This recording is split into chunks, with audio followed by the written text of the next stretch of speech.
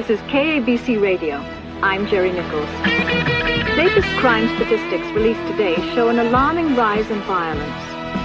In the last 5 years, homicides in Los Angeles County are up 79%. Robberies are up 68%. Aggravated assault, another violent crime, shows an increase of 59%. Rapes have increased 61%, and lesser crimes are up too. Today, I spoke to Los Angeles Police Commissioner Herman Baldwin. The fear of crime has brought a deterioration of our community. It's almost as if we've been struck by enemy bombs. The number of citizens killed and maimed by criminal violence has produced in me a great and personal resolve. The only way we're going to win, make no mistake, this is a war. The only way we'll win is by assuming the offensive. Positive policing is the answer. We've got to deploy all our resources, or criminal violence will destroy our community. But what are the resources needed to diminish the alarming rise in crimes? There are those who say heavier prison sentences and an increased police facility are enough. Yeah, I'm one of them. There are others who believe that prison never cured anyone. And judging by the rise in violence, it never deterred anyone either. You want to know what was happening while you and Joanna were living it up in Maui or Kauai or Yowie, whatever it is? What? There were 15 murders the first week, and 21 last week in this goddamn city. That's a lot. You know, decent people are going to have to work here and live somewhere else. By decent people, you mean people who can afford to live somewhere else. Oh, Christ. You are such a bleeding heart liberal, Paul. My heart bleeds a little for the underprivileged, yeah. The underprivileged are beating our goddamn brains out. You know what I say? Stick them in concentration camps. That's what I say.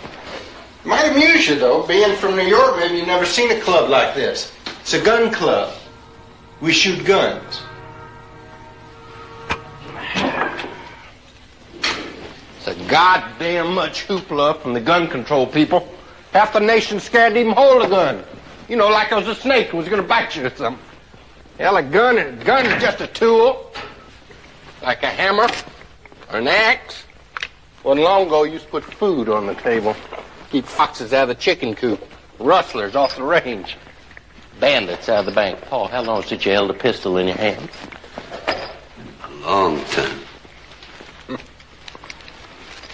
Which war was yours, Korea? Yeah. See much action? A little. Or infantry?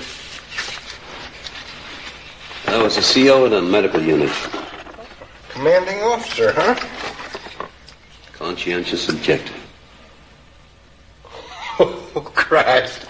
What a guest to bring to a gun club. You're probably one of them knee-jerk liberals thinks us gun boys will shoot our guns because it's an extension of our penises. I never thought about it that way. It could be true. Well, maybe it is. But this is gun country. Can't even own a handgun in New York City. Out here, I hardly know a man that doesn't own one. And I'll tell you something. Unlike your city, we can walk our streets and through our parks at night and feel safe. Muggers operating out here, they just plain get their asses blown off. Frank? Suppose this Paul Kersey is the vigilante. All right. Let's say that. We don't want him. Okay. Inspector, on my desk I have a statistic red hot out of the computer. Mugging has gone down by how much, sir? $9.50 a week to $4.70, he reported last week. You understand not too many people know that. And you want to keep it that way, huh? Oh, no, we have to keep it that way, Inspector. This whole city would explode. We'd have vigilantes out in the street killing anybody who even looked greasy. You can see that. We want this man to quit, desist, go away, to stop. So the mugging rate can go up? If I arrest him, wouldn't that get him off the streets? My God, man, I don't want a martyr on my hands. All right. All right. I just want to hear you say it. It's probably having as much effect on the total crime picture as putting a Band-Aid on a leopard. Now, wait a minute. I don't know about that. I mean, the mugger's going to think twice about who he hits. Sure, they're hitting more old ladies, that's all. Oh, how you doing? Let me get you a drink. I'll tell you one thing, the guy's a racist. You notice he kills more blacks than whites. Oh, for Pete's sake, Harry, more blacks are muggers than whites. What do you want us to do, increase the proportion of white muggers who will have racial equality among muggers? Oh, no. Racial equality among muggers? Oh, I love it. Here's an innocent, terrible incident. Wildy's here.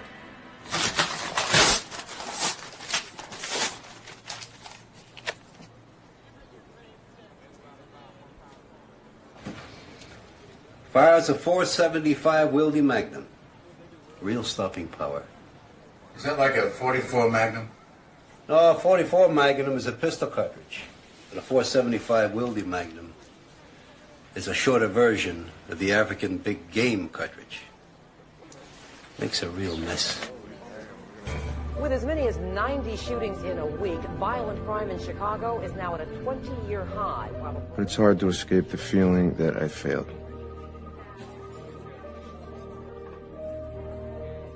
Failed to protect my wife. Failed to protect my daughter. Failed at the most important things a man does. Context of White Supremacy. Gus T. Renegade in for another broadcast, hopefully to share constructive information on the system of white supremacy. Today's date, Thursday, January, I got those J's confused. June 2, Thursday, 2022. There we go. June is not January, thank goodness. Cal's Book Club, third installment, Catherine Pelonero's Absolute Madness, a true story of a serial killer, race, and a city divided. Several things I would question about that title.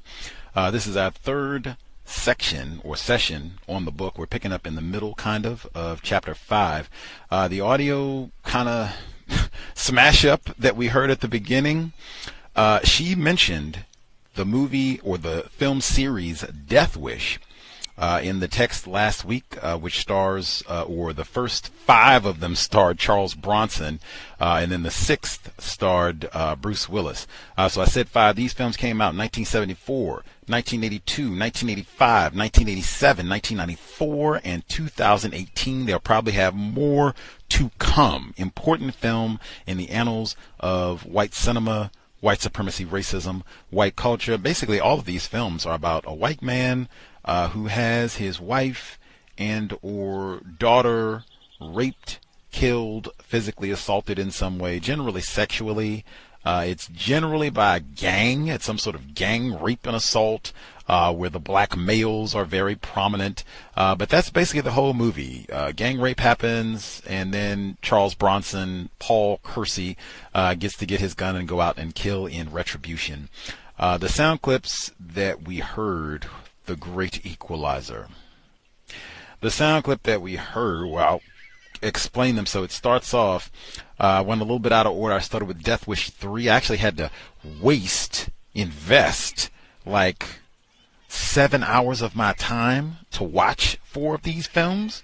But I did get sound clips. I was slightly aghast at several moments because the gang rapes are just, it's pornography. This is not, cinema or anything like that. It is just straight pornography and having every racist trope about black beast male rapists to have that. Oh, Larry Fishburne is one of the black male rapists, like Blackish, Matrix, Larry Fishburne, Boys in the Hood, black male rapist.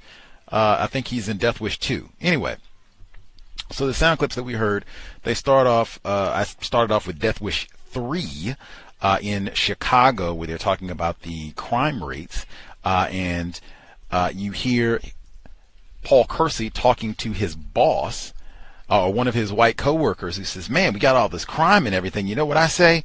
Put them in concentration camps." We go from there. Kersey, Charles Bronson, he goes to the gun range. Played that clip for Matt Greiter when he was with us a few days ago.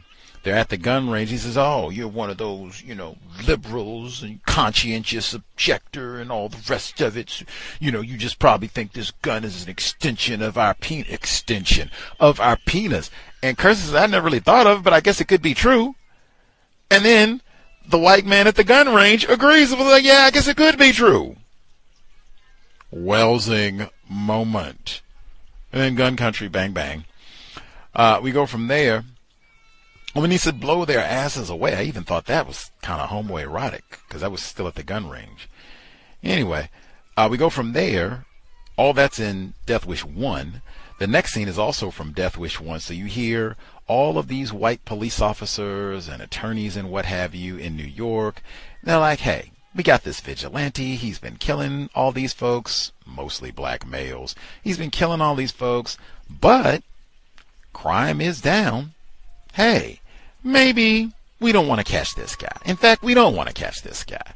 It'll just make a martyr out of him. People are cheering about this guy and all the rest of it. Forget it. Just see if you can, make him leave or something. I said, man, that reminded me, didn't we hear with Joseph Christopher that there were more than one white witness that didn't want to identify him, forgot to identify him, all this other stuff where he's getting all this, seeming like they don't really want to catch this guy. Goes from there. Also in Death Wish 1, 1974, they have a big party. Everybody is talking about the vigilante. It's been all over the news and in the magazines. Somebody's out here killing all of these people. Incidentally, before they get to this big party, Charles Bronson is sitting and he's watching the footage where he's just killed these two black males, and they're reporting that they were criminals and lowlifes and thugs and all the rest of it. And he slams down a magazine, and on the front cover of the magazine, it has a picture, New York vigilante. And then it's got a noose hung over a stoplight. Now, who gets lynched? Anyway, so they pivot from this magazine with the lynching on the front of it, empty noose, but lynching, to this party scene with all white people. And they're talking about the vigilante, and they say, well, he's got to be a racist, because he's killing more black people. And you hear a white woman interestingly speak up, and she says, well, hey, there are more black muggers than white muggers. What do you want us to do? Make racial equality amongst the muggers and make more white muggers? And a white person walks by and hears that and just thinks that's the funniest thing ever. Racial equality amongst the muggers. I love it. Did you hear that? Racial equality amongst the And Charles Bronson, Paul Kersey, he is at this party. He's hearing all of this and he just goes outside. We pivot from there. Death Wish 3. So they're going to go and the guns get bigger and more guns as the series evolves. So by the time we get to Death Wish 3, that's where you hear him explain, this is Wildy. Wildy is the 475 Wildy Magnum series. It uses the African big game cartridge. African big game. So you're using cartridges as though you're on safari in an African jungle to shoot at thugs and black people here in New York and Chicago. In fact, when he unveils Wildy, as he affectionately calls this gun, the great equalizer, 475 Wildy Magnum, as he unveils this, the very first victim, black male, and he blows him away. What he said, makes a big mess. He blows this black male away, and a crowd comes out to cheer and applaud, like, yeah, I hated that guy. He stole my purse. Yeah, no, worthless Negro. Yes. And the last segment that we heard, pivot all the way forward to 2018.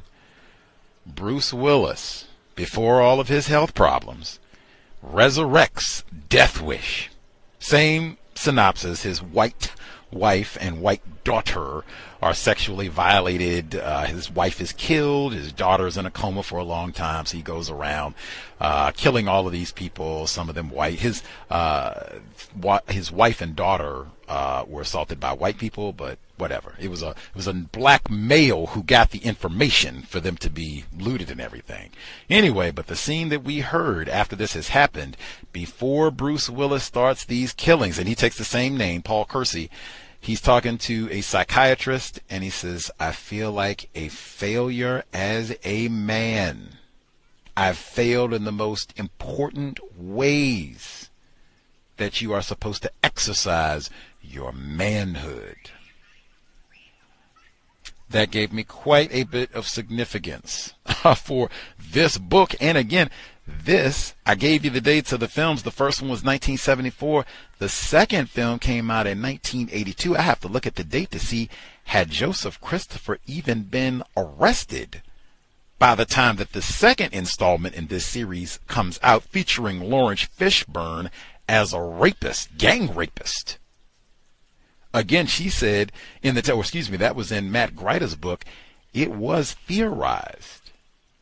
Maybe the person who was going around and killing all these black people, maybe someone in their family was sexually wronged by a worthless Negro, and he's taking vengeance, a la Death Wish.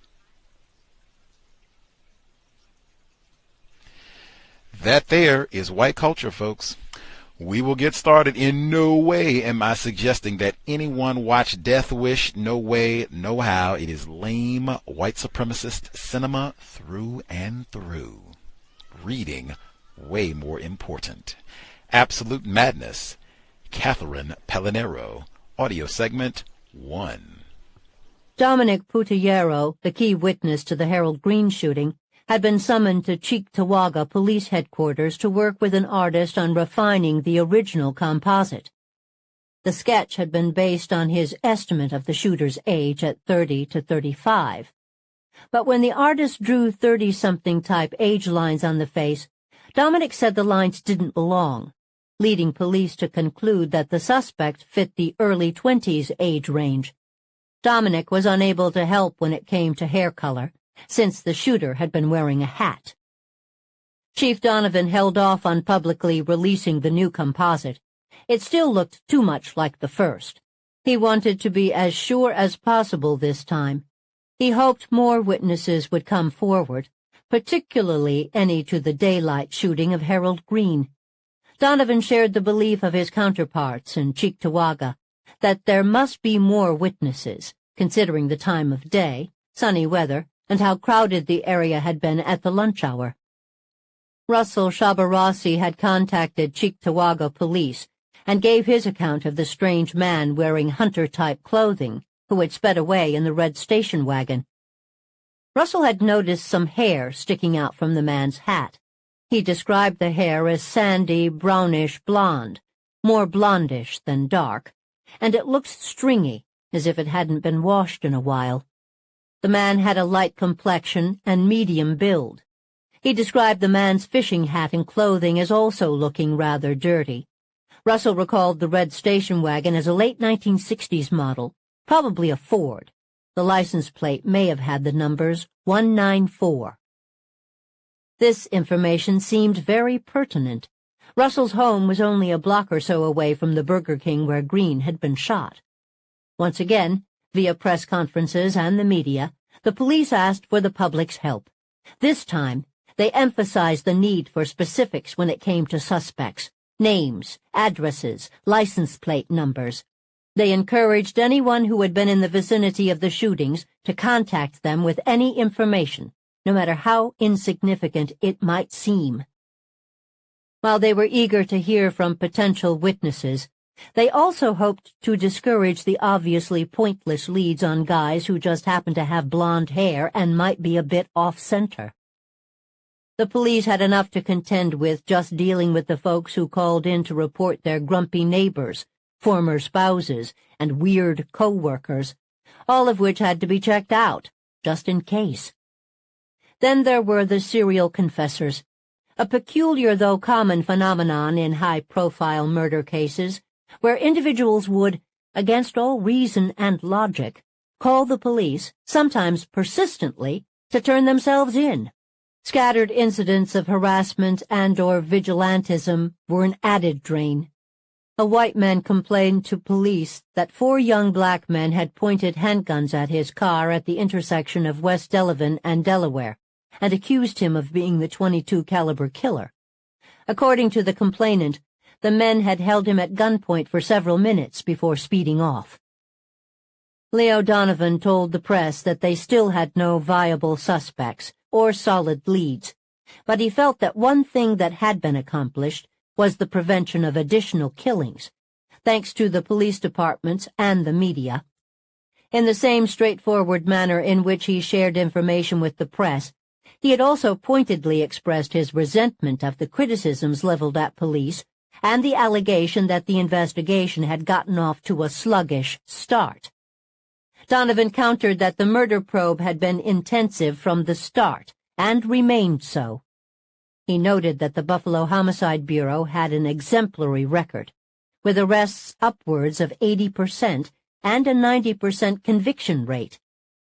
In a gesture of conciliation, and perhaps realizing that alienating the police department at the beginning of a major multiple homicide investigation that had already attracted national attention was not the smartest move.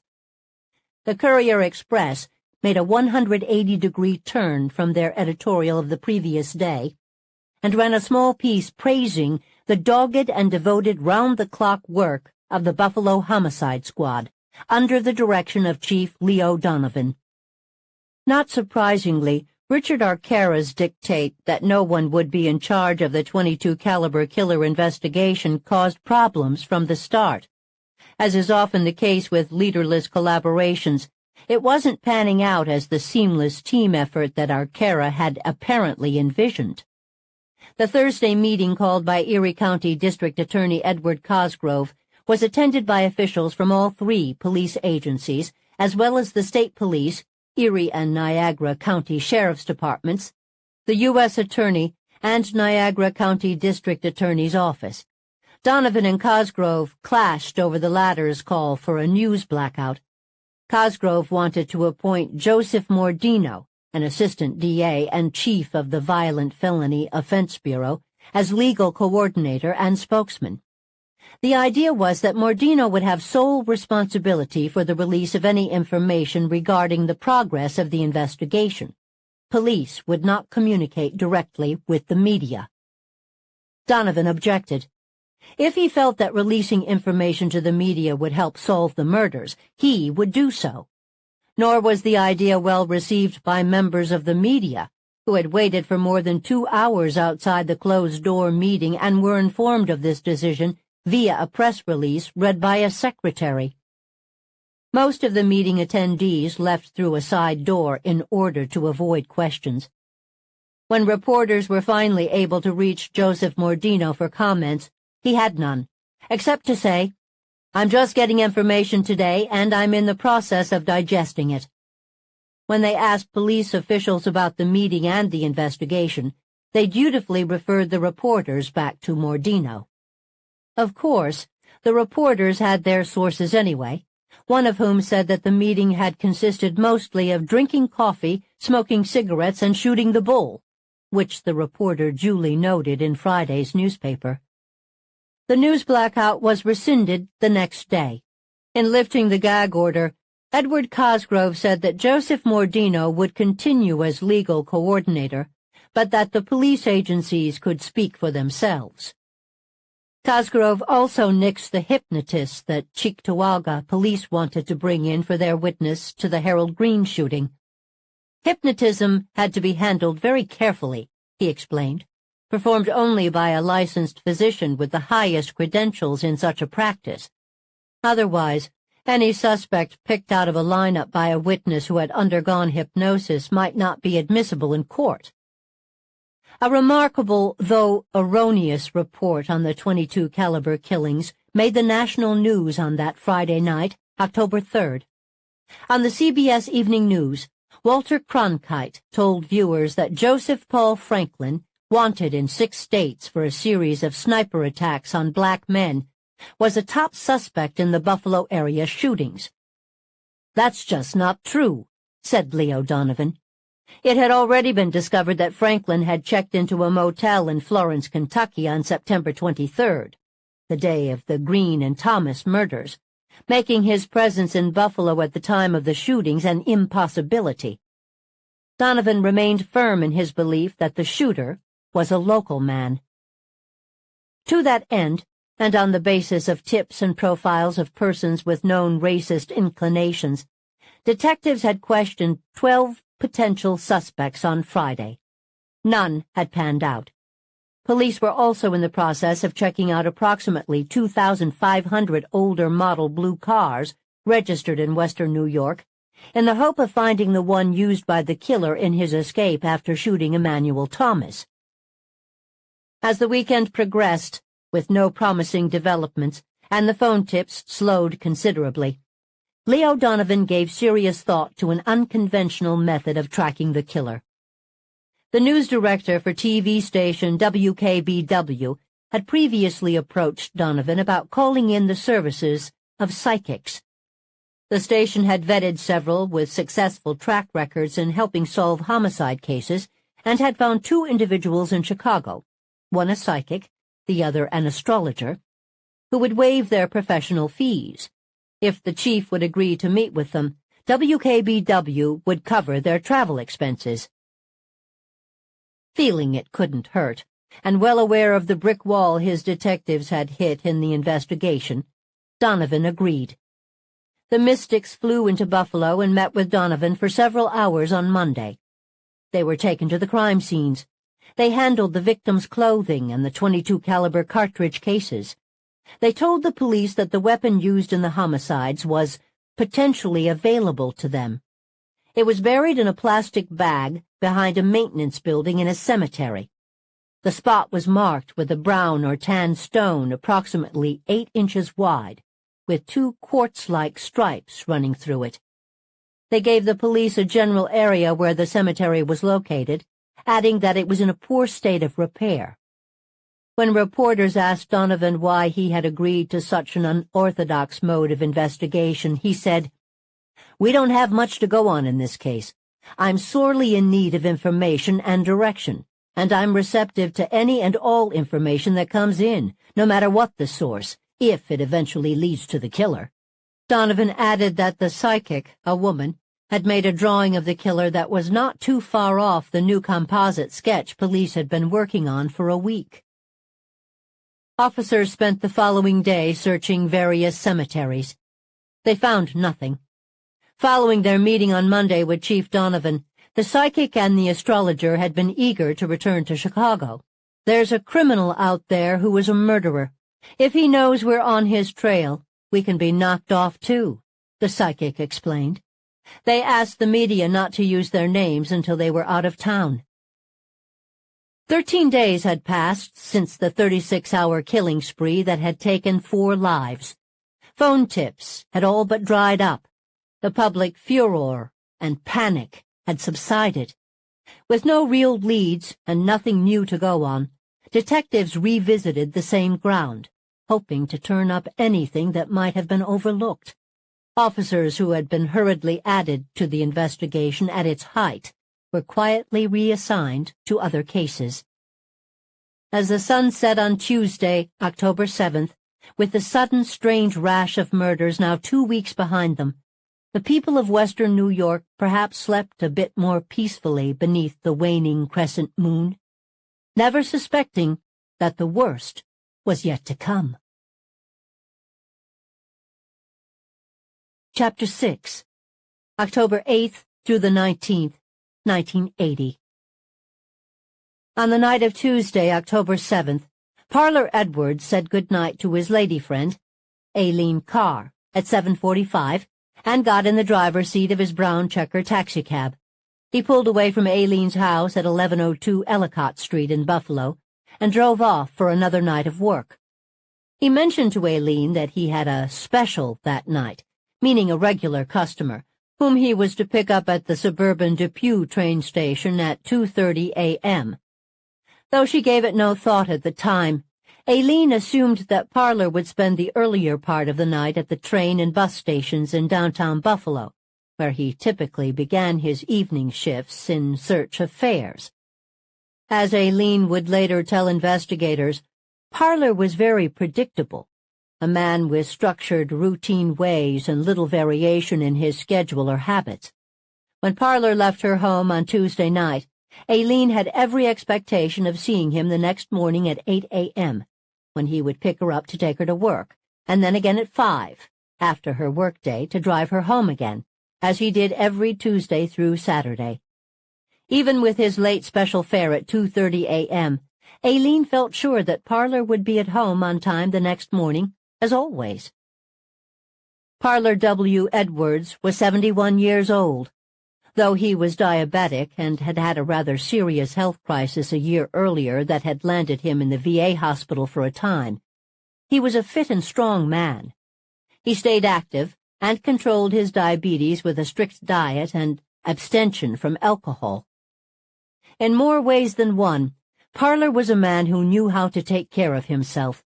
An Army veteran and former factory worker, Parler stood 5 feet 9.5 inches tall and weighed 172 pounds. His gray-black hair was close-cropped with some frontal balding, and he sported a short, trim mustache. He came from the hardscrabble black neighborhoods of Buffalo's Lower East Side, and for some years had lived in the neighborhood northeast of downtown called the Fruit Belt, so named because of the orchards that had once graced the landscape, and its longitudinal streets that bore names such as Grape, Orange, Lemon, and so on. Parler and his wife had raised 6 children here. Aileen Carr and Parler Edwards had been friends for 35 years. They had grown particularly close in the last 5 years, after Parler's wife died of cancer in 1975. Parler had retired from factory work the same year. Though he drew pensions from both the plant and the Army, Parler had purchased a taxi almost immediately after his retirement and embarked on a late career as a cab driver, typically working 7 days a week and almost always at the same familiar haunts. One of his steady stops was the Howard Johnson's restaurant at 4215 Genesee Street in Cheektowaga, across from the Buffalo International Airport. The staff at Howard Johnson's knew Parler as a regular customer. The overnight waitress saw him in the restaurant in the early morning hours of Wednesday, October 8th, as did a fellow cabbie. Parler was sitting at the counter around 1:30 or 1:45 a.m. His cab was parked out front. Later, no one would recall exactly when he left. At 2:25 a.m., the train from Chicago to Buffalo pulled into the Depew train station on Dick Road, 3 miles south of the airport. An elderly man named Robert Harley stepped off the train. As he entered the terminal, he was surprised to find that his ride home was not waiting for him. That was odd. Robert and Parler Edwards had been friends for decades, going back to the Depression era. Robert made regular business trips to Chicago, and Parler always drove him to and from the train station. As Robert Harley would later tell police, Parler had driven him to the train station on October 3rd for his trip to Chicago, and they had arranged that Parler would pick him up upon his return on October 8th. Parler had never been late, much less a no-show, which is why Robert waited for him at the station for quite some time, hours in fact, during which he had repeatedly called Parler's home phone. It rang and rang. As daylight dawned with still no sign of Parler and no answer by phone, Robert concluded that for whatever reason, Parler Edwards was not coming to pick him up. He called for another cab and went home. At 8:20 a.m. on Wednesday, October 8th, a woman named Patricia Kramer pulled into the parking lot of her employer at 195 Sugg Road in Cheektowaga. Patricia worked for Ecology and Environment, Inc., an environmental management firm located at Airport Industrial Estates, a lonely, secluded industrial complex that stood in the shadow of the Buffalo International Airport. Stepping out of her car, Patricia noticed red liquid under her driver's side door. Thinking that her car was leaking some type of fluid, Patricia took a closer look. She went to the passenger's side, and saw more red liquid on the pavement and more in front of her car. This had obviously not come from her vehicle. It looked like someone had dumped red paint in the parking lot. Patricia went inside to her office. After settling in at her desk, she went to her boss to let him know about the mess in the parking lot. She was telling him about the red paint stains when co-worker John Ronaldo overheard and said that he too had noticed the strange crimson puddles when he had arrived for work that morning. To him, they had looked like blood. That seemed outrageous, though. This out-of-the-way industrial park was hardly the place where anyone would expect to find something so gruesome. There had to be another explanation. A few employees went outside to look again, deciding that it might actually be blood, if so, quite a large quantity, and feeling very ill at ease, they hurried inside to alert manager Donald Zangerly, who came out to look for himself. Zangerly agreed. The viscous red puddles looked like blood. At 9:14 a.m., he called the Cheektowaga Police Department. Officers arrived within minutes and were shown the area in question, at the extreme south parking lot of the facility. The officers observed the pools. They also spotted what appeared to be several teeth and bone fragments. They immediately secured the scene and contacted their headquarters to request assistance of the Detective Bureau. At 9:30 a.m., Captain George Cole and Detective Ronald Selbert of the Cheektowaga Police arrived, soon joined by 3 other detectives, including Detective Lieutenant Thomas Rowan, commanding officer of the Cheektowaga Police Department Scientific Investigation Unit. The partial remains spotted by the first officers at the scene were indeed human, leaving little doubt that the blood must be as well. There were 6 tooth fragments and 7 bone fragments that Rowan identified as from a skull. In close vicinity were torn pieces of cloth, shattered plastic buttons, and a white tissue stained with blood. Something terrible had happened here. But to whom? And where was the victim? The industrial park was surrounded by fields and shrubbery. Behind the parking lot, to the south, were 2 sets of Conrail railroad tracks running east and west. The blood and bone were at the southeastern edge of the lot, a little more than 1,000 feet from the paved portion of Sugg Road. A drain, located less than 30 feet from the railroad tracks, was also surrounded by blood. The pavement bore bloody tire impressions trailing away from the site onto a gravel road that connected the parking lot with Sugg Road.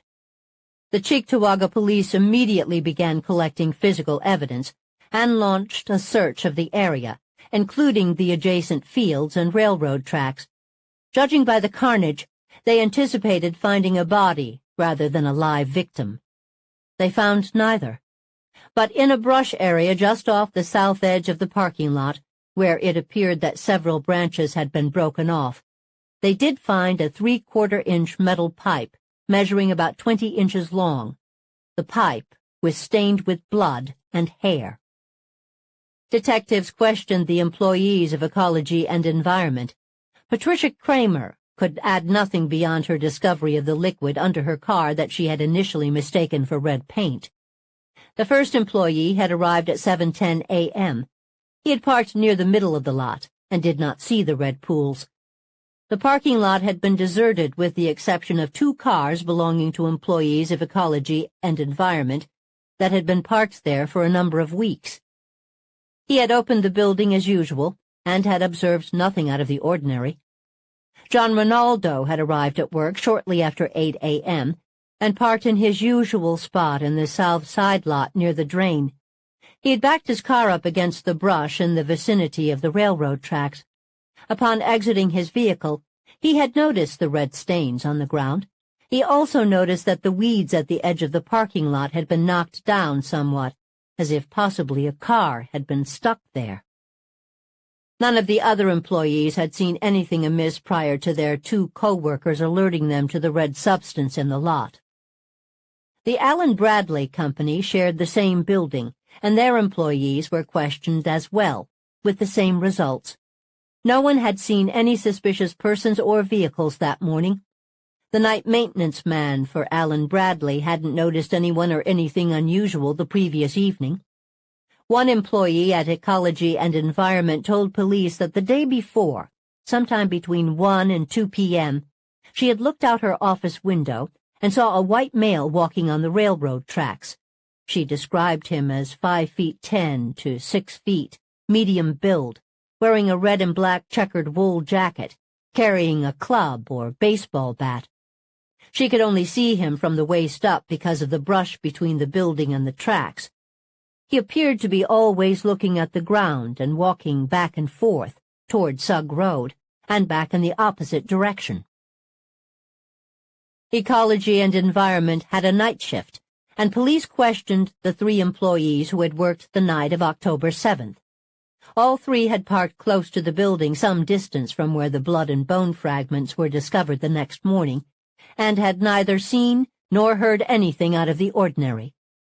Because the area was so dark and isolated at night, the building alarm system was always activated when night shift employees were present, meaning that the alarm company had to be notified whenever someone entered or left the building. All employees had left either at or shortly after 11 p.m., locking and securing the building behind them. They advised police that the parking lot was not lit at night, and that the area where the blood was found would have been extremely dark, and therefore they probably would not have seen anything on the ground if it had been there at the time. All of them felt, however, that they would have noticed any suspicious persons or vehicles in the area, because that corner of the lot was usually vacant during the night. It seemed that no one had witnessed anything abnormal until the daylight discovery of the red puddles. Employees at Airport Industrial Estates were not the only ones who found something out of place when they arrived for work that morning. At the Cayuga Road overpass of the Interstate 90 thruway in the town of Amherst, some 2 miles southwest of the industrial park and about a dozen miles from downtown Buffalo, 2 laborers from Simonelli Construction had noticed something unusual, though not nearly as jolting. At least, not at first. At 7:10 a.m., workers spotted a taxicab parked in some brush on a thruway access road by their construction site. They thought little of it at first, although it was an unusual place for a car to be parked.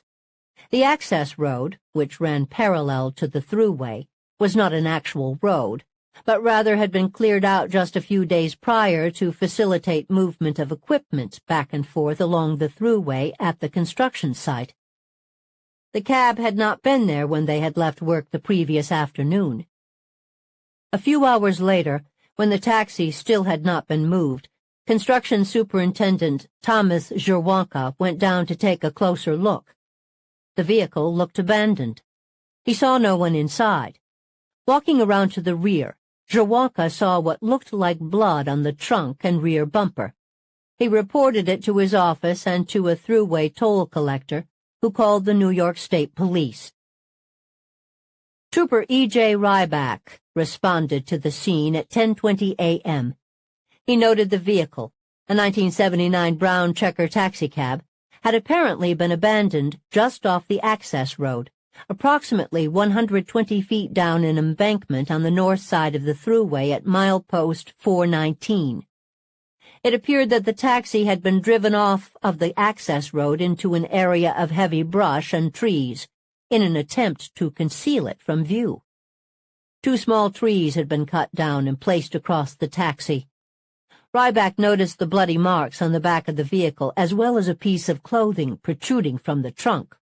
Investigator Thomas Rash of the New York State Police BCI, Bureau of Criminal Investigation, arrived at 10:50 a.m. Trooper Rash forced open the trunk of the taxi with a crowbar. He took one look and advised his fellow troopers to secure the scene and contact the Erie County Medical Examiner. A deceased black male was lying on his left side in a fetal-like position, knees drawn up, with the upper portion of his body facing upward. His head was resting on the spare tire on the passenger's side, with his feet toward the driver's side. He was fully dressed, wearing brown pants, a blue shirt, and a dark blue jacket with black shoes and white socks. He wore a silver wristwatch and a gold wedding band on the ring finger of his left hand. His body was awash in blood. There were severe traumatic injuries to his head and face. The right side of his skull was crushed. His lifeless right eye was open, pupil in mid-dilation. The left eye was perforated. A large gaping wound in his left chest extended from just above the nipple to his mid-abdominal region. The body was in full rigor, a frozen portrait of ghastly, violent death. The taxicab registration belonged to Parlor W. Edwards, 208 Grape Street, Buffalo. Vehicle registration did not prove the identity of the victim, of course, but it certainly gave police a starting point. In addition to state troopers, Amherst police officers were also present, since the murdered man had been found within the town limits. The Buffalo Homicide Squad was contacted. Chief Leo Donovan and Detective John Ludka arrived at the scene at 12:50 p.m., shortly after medical examiner Edmund Gisowitz. Chief Donovan and Dr. Gisowitz examined the body. In addition to the massive injuries noted by state troopers, they discovered that several of the victim's teeth were broken off and missing. When the body was lifted from the trunk, a wallet was found directly beneath. It contained no money but was stuffed with personal papers and documents in the name of Parlor Edwards, bolstering a tentative identification of the victim.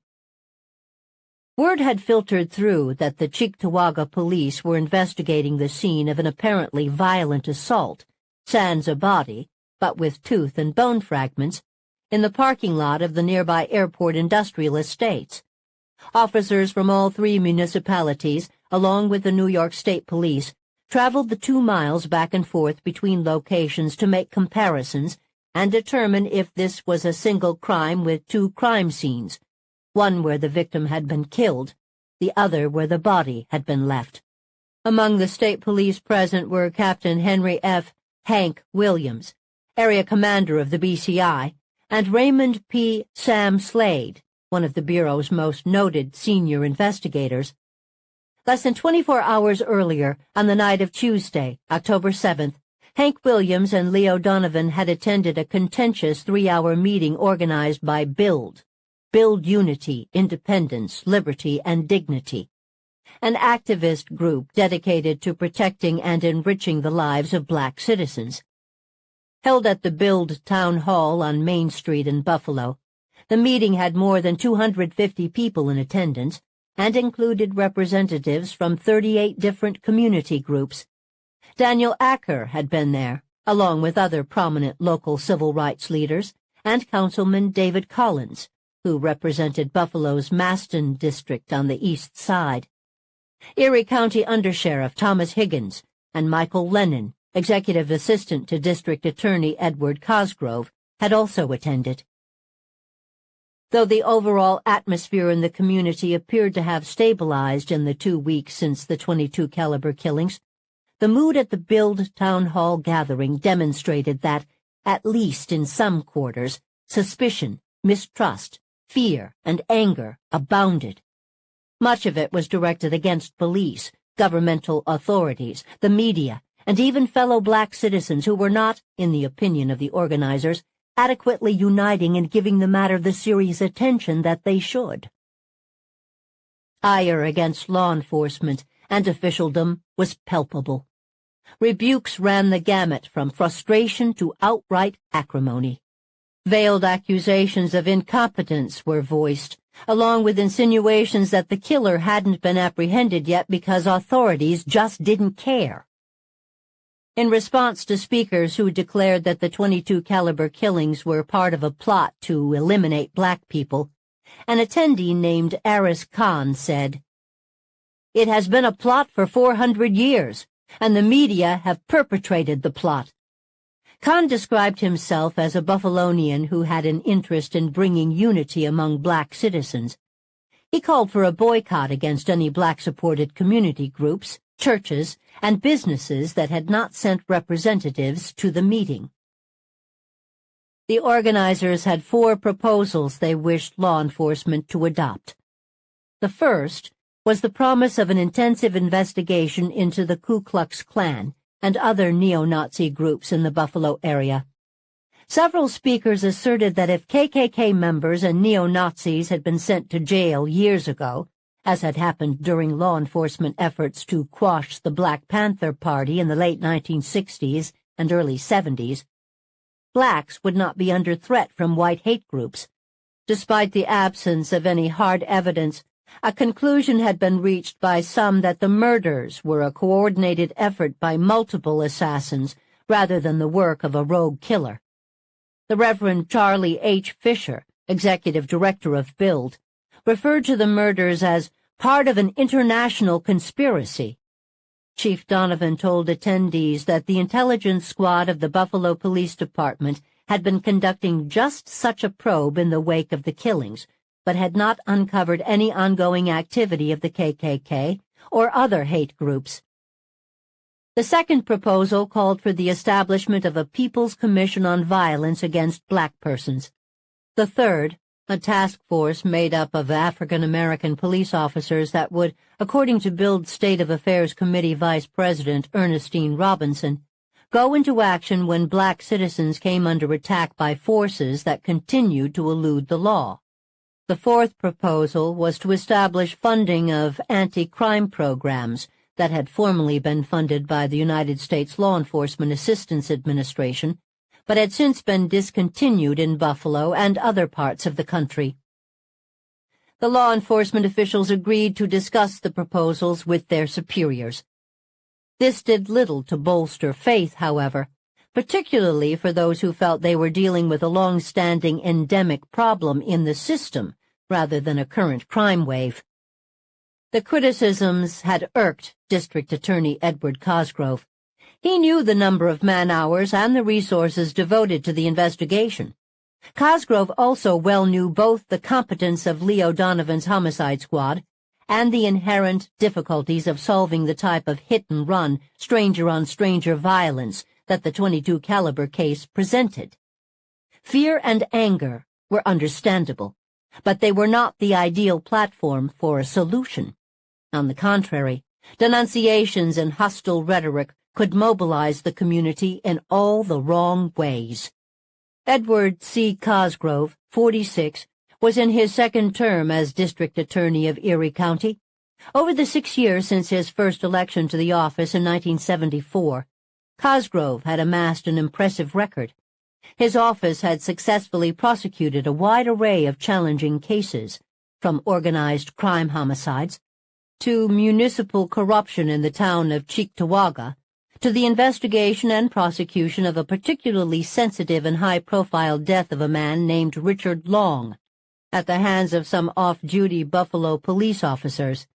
He had established an organized crime and special investigation bureau for sting operations, a police council program, and an arson task force, along with fending off attempts by the county legislature to reduce his personnel through budget cuts.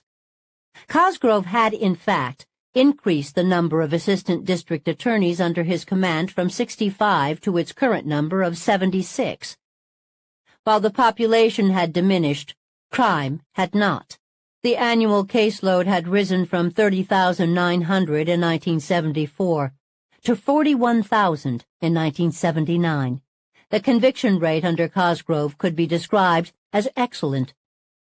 Always priding himself on being a man of law and order, Ed Cosgrove had spent 2 years as a special agent in the FBI following his graduation from Georgetown University Law School in 1959, before returning to hometown Buffalo to enter private law practice. A group of New York congressmen had nominated District Attorney Cosgrove to President Jimmy Carter for director of the FBI in 1977. The same year, he had been selected Outstanding Citizen by the Buffalo Evening News, an honor that was all the more significant considering Cosgrove was not a man who went out of his way to engage with the press. His most frequent public comment on investigations was the proverbial no comment. He had an aversion to leaks, particularly of misinformation and what he viewed as too much information. As district attorney, He understood public interest in high-profile cases and tried to steer a steady course along the sometimes ambiguous line between the public's right to know and the need for confidentiality. Cosgrove was still mulling the feedback he'd been given from the previous night's build meeting when he learned of the gruesome discoveries in Amherst and Cheektowaga. From what he was being told, the circumstances of this crime were entirely different from the shootings. Still, they had another murdered black man in Erie County, one who had apparently suffered a particularly violent death. And Edward Cosgrove understood immediately, as did Captain Williams and Chief Donovan and all of their colleagues, how explosive the news of this latest murder could be. This time he would not send an assistant, or wait for reports from police, or allow others to inform him of their observations or developments. Ed Cosgrove left his office in downtown Buffalo and drove to the scene. The body was taken to the Erie County morgue, accompanied by 2 BCI investigators.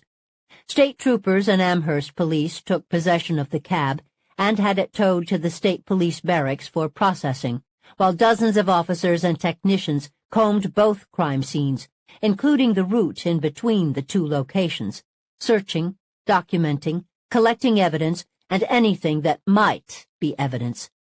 The 2 state police investigators who accompanied the body to the morgue made a cursory examination of the victim that included an inventory of items on his person and in the wallet that had been found underneath him in the trunk of the cab. In addition to the gold wedding band and blood-soaked silver wristwatch that had been noted at the scene, the deceased also wore a gold ring on his right ring finger. In his left front pants pocket, there was $74 in cash, $44 in American currency and $30 in Canadian bills, the latter clasped in a metal money clip. An additional $20, American, soaked in blood and wrapped in an Erie County Savings Bank calendar, was found in his left shirt pocket. The wallet was stuffed with documents, in addition to a standard driver license, a taxicab driver license, and vehicle registrations for the 1979 Checker taxicab, all in the name of Parlor W. Edwards. There were check stubs, bank receipts, credit cards, a Marine Midland Bank cash card, a VA patient data card, membership and discount cards, a Social Security plate, again, all in the name of Parlor W. Edwards, and a variety of business cards from local businesses, including 3 different attorneys in downtown Buffalo. There were also several scraps of paper with names and phone numbers written on them. An autopsy was scheduled for 5 p.m. Meanwhile, 2 state police investigators were sent to 208 Grape Street in an effort to make a possible identification of the victim and notify next of kin. They found no one at home. Leo Donovan and Detective John Ludka had proceeded to the morgue after visiting the crime scene in Cheektowaga. Ludka began calling the phone numbers found in the wallet and was able to reach a man who identified himself as a friend of Parlor Edwards. He agreed to try to contact the family. At around 4 p.m., 2 of Parlor Edwards's adult children, a son and a daughter, and one of his brothers, arrived at the Grape Street address. The state police informed them of the death of Parlor Edwards. The family members would be taken to the morgue to make a positive identification of the body following the autopsy. Parlor Edwards had been stabbed at least 7 times. Each of these wounds had been made with a very sharp knife, and all were rendered with remarkable force. He had 1 stab wound in the upper left side of his back, 1 inch left of center, that measured at least 5.5 inches deep, extending into his chest cavity and piercing the left lobe of his lung all the way through. A knife had been thrust once in the left side of his neck, deep enough to incise the underlying bone. 4 stab wounds were found on the top of his head, 1 on the right and 3 in his left scalp, all 4 cutting into the bones of the skull. Associate Medical Examiner Dr. Catherine Lloyd noted that the 3 stab wounds on the left side of Edwards's head were close together and overlay the blunt trauma fractures. This meant that the knife wounds had been inflicted after the bludgeoning. Edwards had sustained 8 wounds with a blunt instrument to his head and face, all of which had been administered with savage force. 2 blows on the back of his head, one in the midline and another behind his right ear, had both penetrated the underlying bone, shattering some of it to particles. There was a missing triangular section of skull through which brain fragments protruded. A massive strike on the right side of his forehead had crushed that part of his skull. He had been hit again next to his right eye, while another blow had shattered the bridge of his nose. There were 2 injuries on the left side of his face, one just above his eyelid, the other perforating his left eye. A fierce blow to his mouth had knocked out several teeth by the roots. Edwards had defensive wounds on both of his upper limbs. There were abrasions on the backs of several of his fingers, mainly on his right hand. A small knife wound was present at the tip of his right thumb. There were contusions on his lips and right cheek, abrasions on both buttocks. His stomach contained a large quantity of partly digested food. The largest and most distinctive wound on the body was the enormous, gaping laceration on the left side of his chest. Designated as knife wound number 7 by the M.E., the jagged gash was at least 5.5 inches long and 1.5 inches wide, exposing part of the left lung. When the jagged edges were brought together, it appeared the wound could have been caused by 3 separate overlying thrusts of a knife. 3 of his ribs had been excised, and a portion of one rib was missing. The wound extended as far as the heart. The pericardium had been cut on the left side with a single laceration. 2 clean cuts had been made through the aorta. The pulmonary artery and veins had been incised. Only part of the heart remained. The rest was gone. This last wound had been inflicted post-mortem, apparently with the express purpose of removing the heart. Cause of death was exsanguination, blood loss due to multiple injuries. The director of dentistry for the Erie County Medical Center examined the mouth and jaws of the victim. In total, there were 7 teeth missing, which he compared to the 6 tooth fragments recovered in the parking lot. He concluded, beyond any reasonable doubt, that the specimens are the fragments of teeth from the mouth of Parlor Edwards. A forensic anthropologist confirmed soon after that the recovered pieces of bone matched the fractures in the victim's head, positively identifying them as outer table skull fragments of the skull of Parlor Edwards. Present at the autopsy were 7 police officers from 4 different agencies.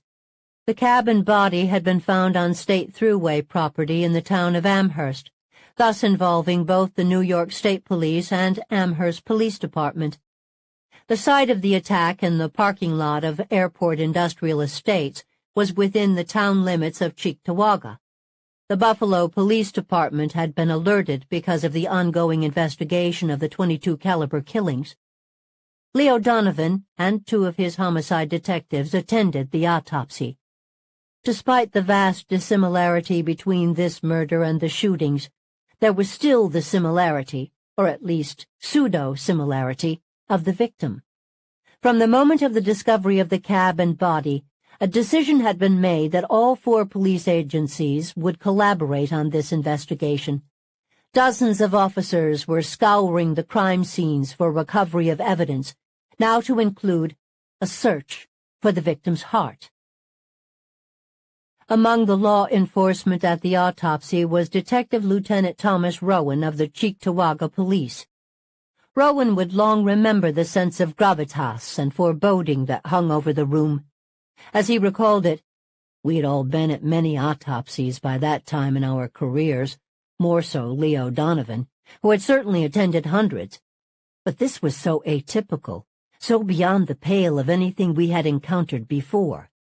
The gravity of what we were dealing with was not lost on anybody. It's easy to shoot somebody.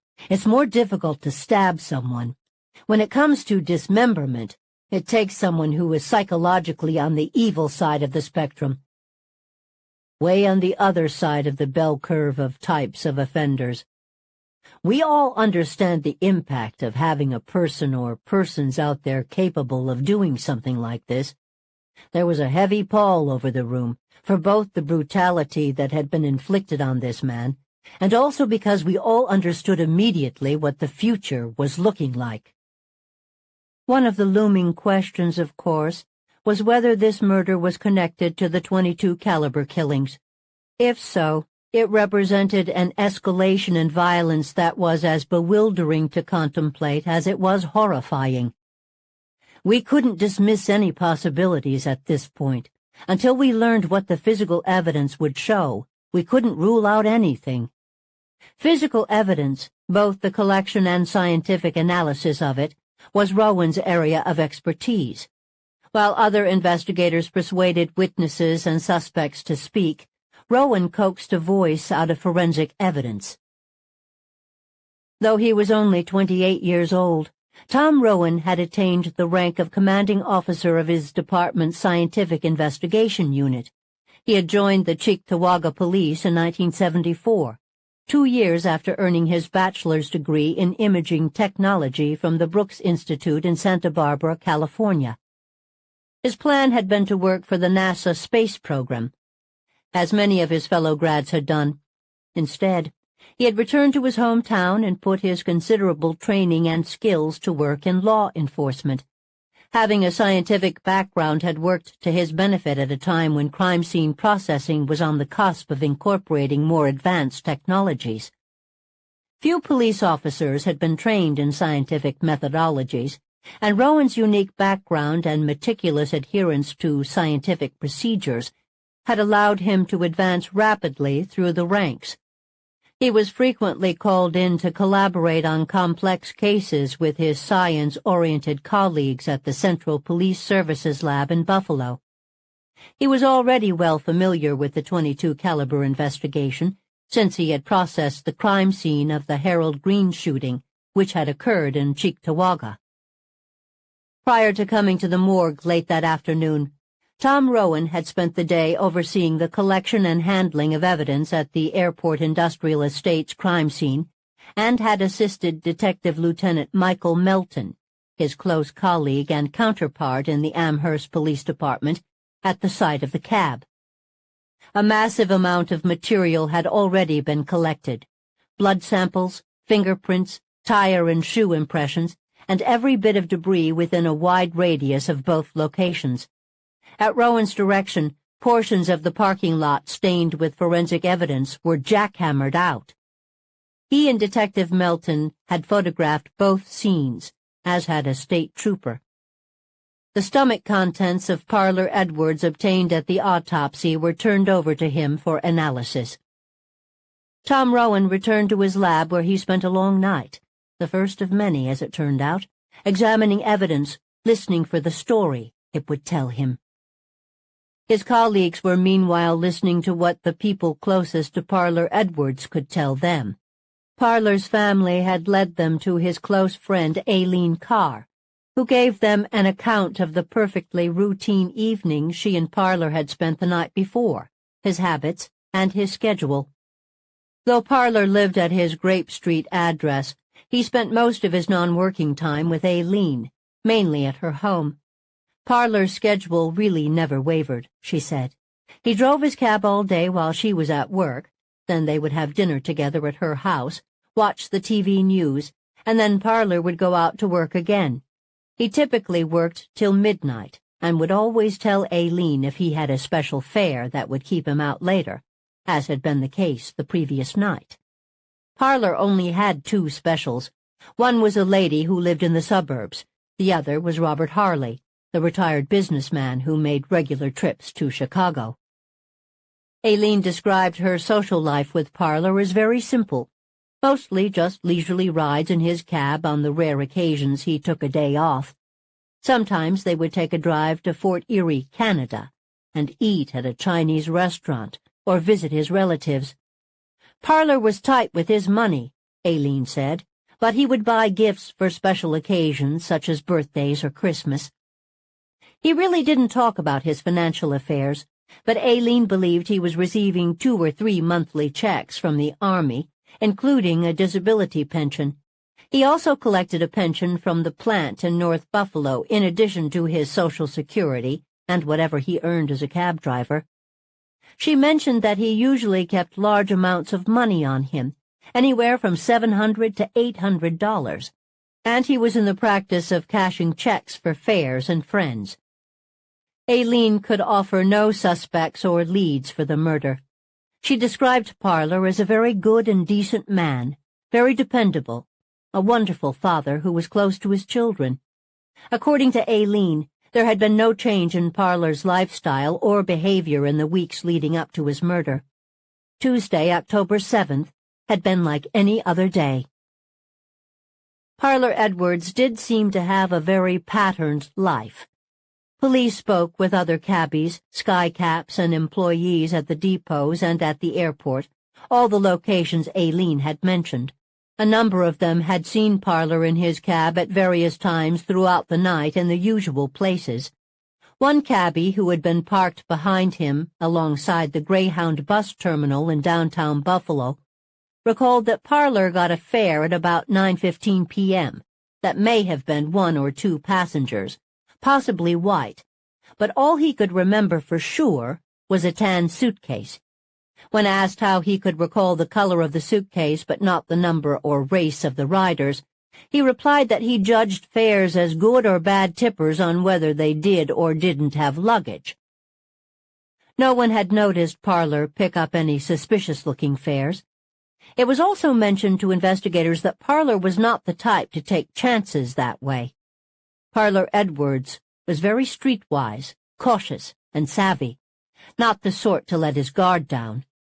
Moreover, he carried a heavy lead pipe under the front seat of his cab for protection.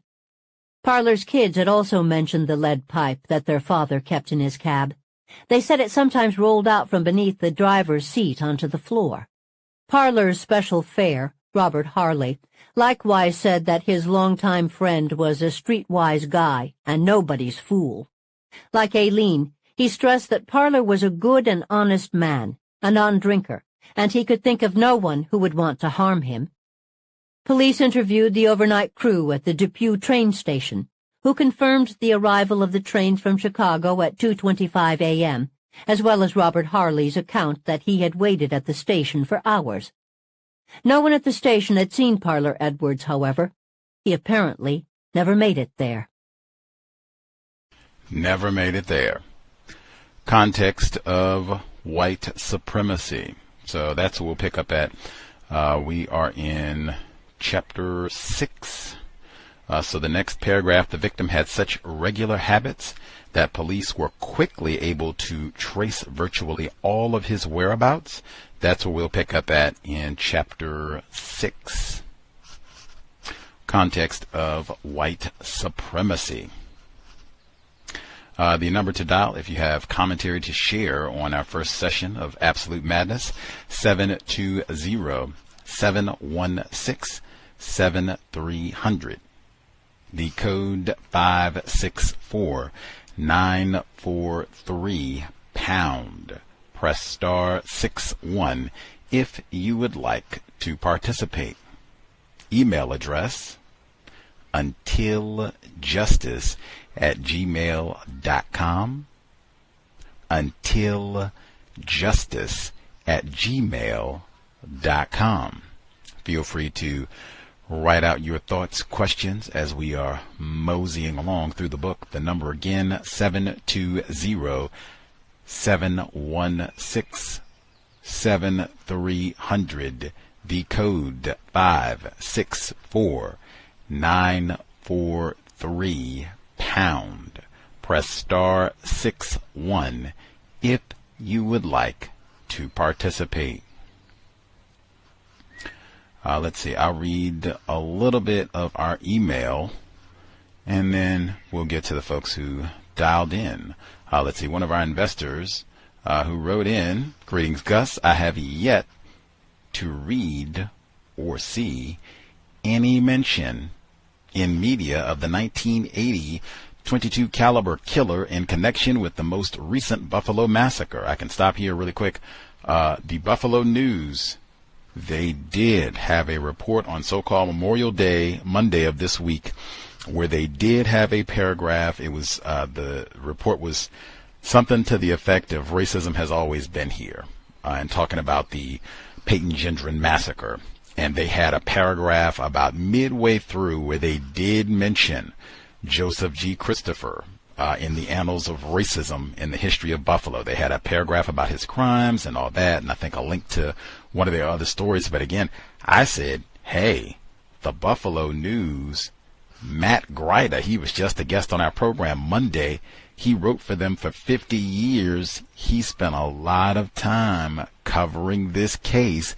They should have been the first. You're right there. You covered all this. They got dozens and probably hundreds of articles on Joseph Christopher. They were right there. You covered this a lot of time. They should have been the first ones to say, oh my goodness, East Buffalo tops white terrorism. Oh, let's get all of our archive content. That's not what they did. But I did see one report, and it was very brief. One paragraph. He continues, Monday's broadcast and the discussion of Joey's job as a maintenance worker reminded me of a black male acquaintance who told me some years ago how he worked the night shift at the post office when son of Sam Berkowitz, and how he would sit in the break room talking to himself out loud, and how their strange behaviors were just tolerated by those in charge. What does it mean to be white? That is crazy. He worked with man. He's just strange. Little. Now that is going to come up in this book repeatedly. Strange, peculiar white people, and what should we do? Are they suspects? Keep that one in mind. Continuing. Chapter 5. The news director for TV station WKBW had previously approached Donovan about calling in the services of psychics. This was once a common practice. Psychics were used in the Albert DeSalvo Boston Strangler. Oh, that's O.J. Simpson.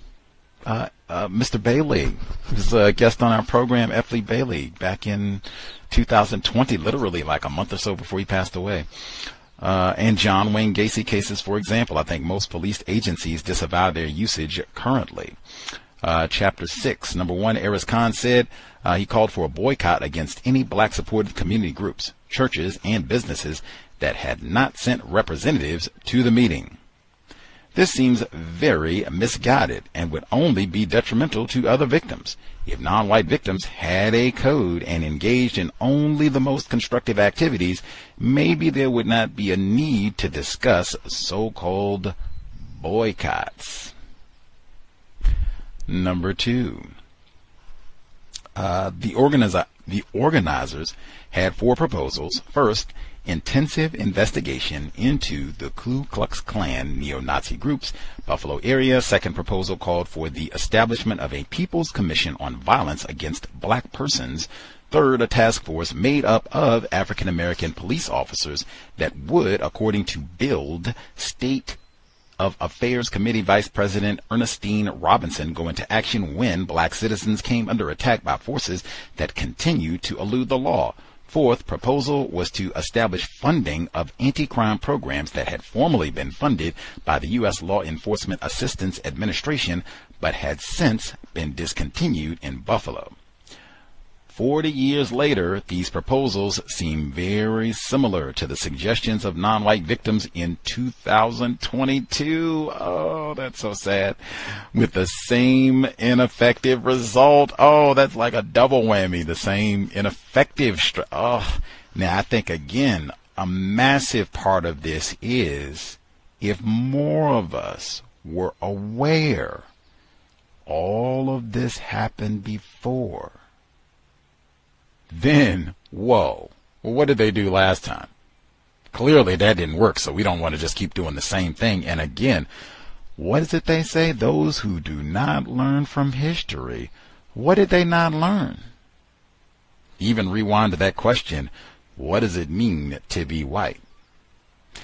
two other quick things I'll say, and then we'll nab our callers. One, now I do want to make sure that we put this time period in context so that, if we make an assessment about, responses or should more people know about this, all of that, again, white people most to blame. But I do think it's important just for really context, the time period that we're talking.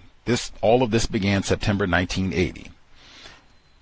If you grabbed, I know we have parents and what have you, or younger people, if you yourself are like 20 years old or what have you, or if you have offspring and they're 16, whatever, in that age or younger, if you transport them back to 1980, that is like total caveman. I mean, now, metaphor, but I mean, 40 years would seem like it's not that long, but I mean, it's a long time in terms of what has developed, where things have gotten to in 40 years with technology and what have you. So September 1980, no internet, no cell phones, no computer, no Netflix. In fact, I think you would have maybe like no Fox as a television station. You'd have probably like 10 channels on television. Probably still have a lot of black and white televisions at this time, late 70s, early 80s. That would be my gander.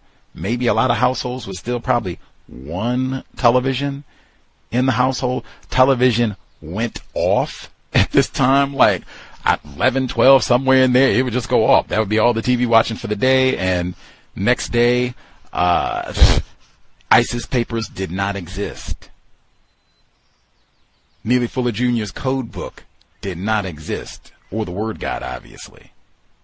Yurugu did not, like lots of things, like total in fact, CNN as a network had been in existence 3 months by the time of these killings. So just for full context, thinking of now what was happening in this era and blah, blah, blah, and all the rest of it, like CNN had been around for exactly 3 months. They started in June 1980. These killings, September 1980. Caveman times. Now, last thing, then we'll get to our callers.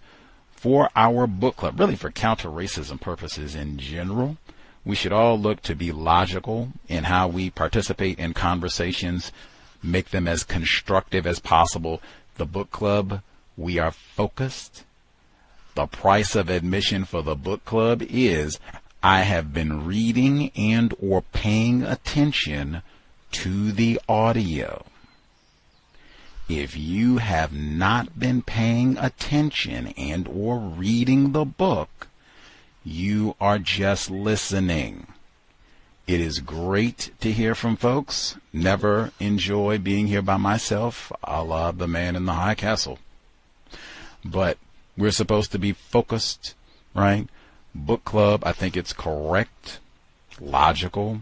If you're going to participate in the book club, you should be paying attention so that you can participate in a constructive manner. It should never happen where someone dials in and the first thing they say is, I haven't listened to the book. That means you're just listening. This is not the time for just random commentary or what have you. We're trying to have focused discussion on the text we just listened to. If you didn't listen, weren't paying attention, got distracted, whatever it is, no problem. We will catch you another time. Just listen, but we're trying to make sure we don't waste time and have serious, focused discussion. Much obliged. So folks who listened to the text, the number is 720-716-7300. The code 564-943 pound. Press star 61 if you would like to participate. Folks who dialed in with a hand up, proceed.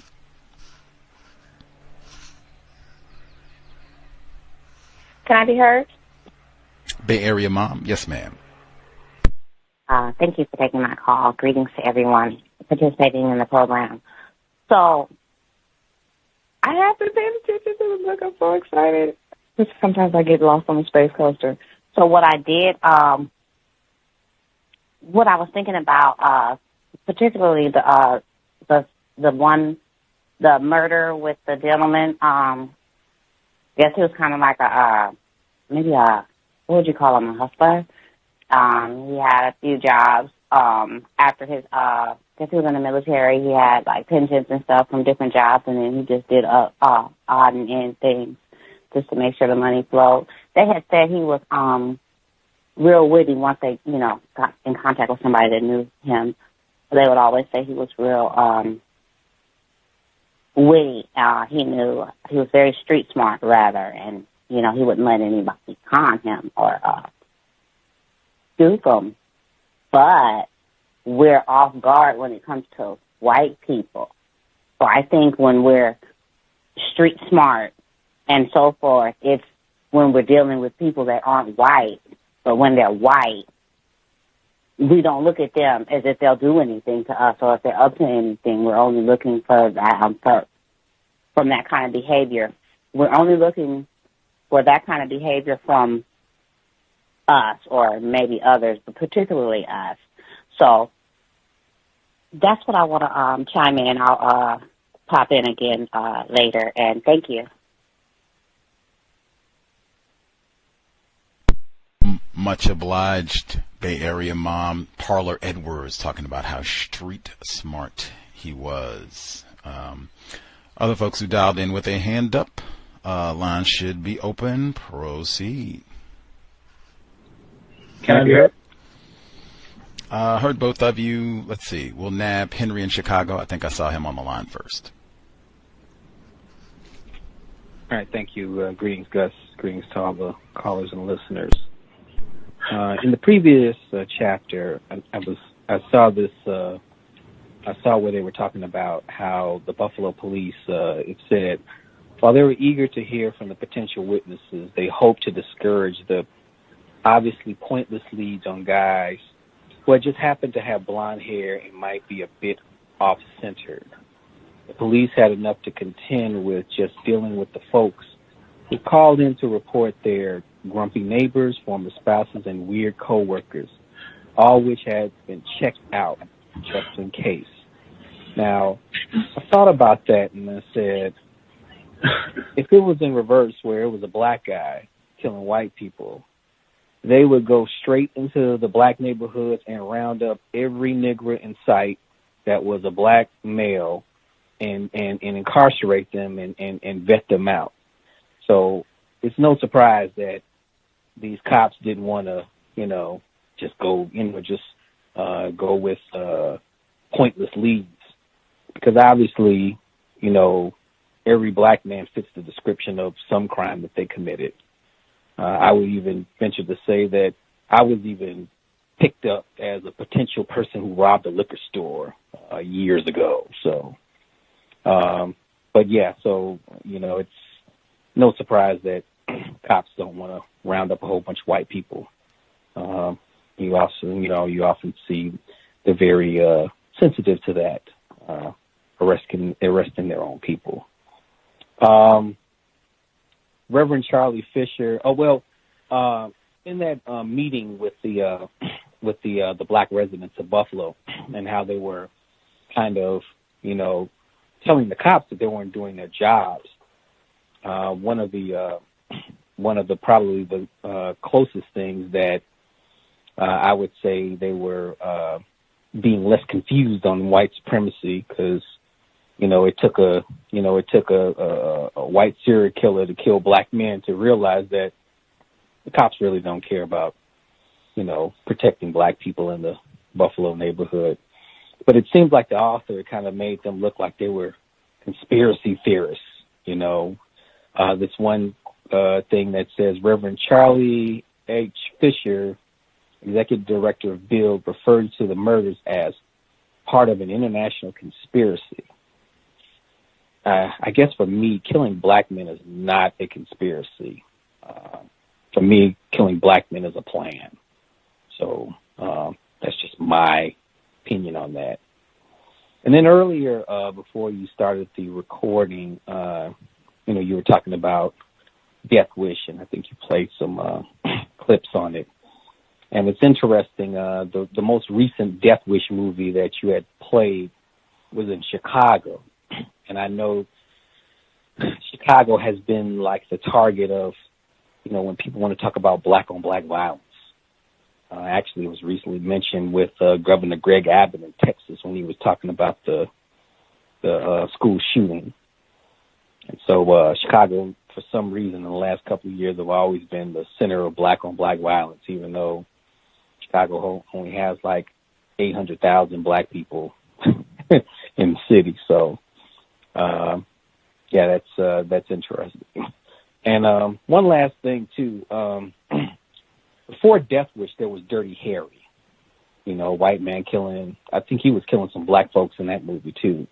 And I think that came out like 3 years before Death Wish. So, but that's all I have. I'll mute my line. Much obliged. Henry in Chicago, suspected malt liquor thief. Let's see, 0526 in California. Greetings, Gus. Greetings, callers and listeners. Joey, the killer, he cut out the heart of a black male. And hearing those actions, I go into the thinking of a person that does that.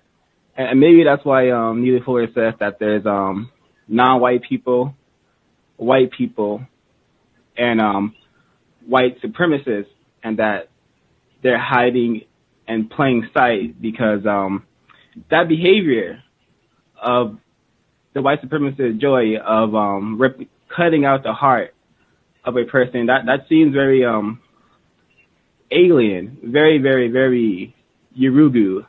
And also, the manner in which he is now eliminating black males seems also very sexual. I suspect when he cut out the heart of the black male, he was on top of them. And from hearing the injuries to, I may have heard the injuries wrong, but it sounded like he was also has bruises on his butt or something like that. So this attack, and even the act of stabbing, poking, that I suspect also sexual violence when it's coming from a white supremacist. In this case, this individual, I think he should be right up there with Jeffrey Dahmer. We should all know this person's name and what he was up to and what he was doing on his day-to-day and how he kept getting in trouble and people just let it slide, and how it seems like this book is giving us insight in how the Yurugu, white supremacists, they seem to be working subconsciously, indirectly, or some way by not being able to provide constructive information to lead to this white supremacist being captured sooner. It's like, they keep forgetting stuff or leaving out stuff or not noticing that it's a white person who's very suspicious. I'll mute my line. Much obliged, our caller in California. Let's see, other folks who dialed in that we've not heard from yet, feel free.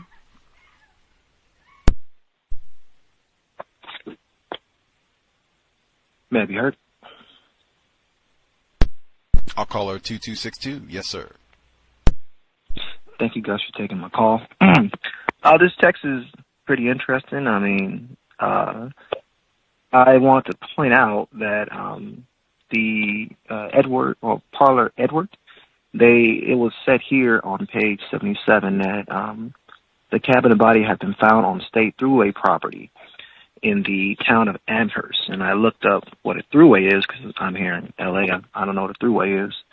It is a system of controlled access highways. And this thruway system also plays a vital role in New York State economy.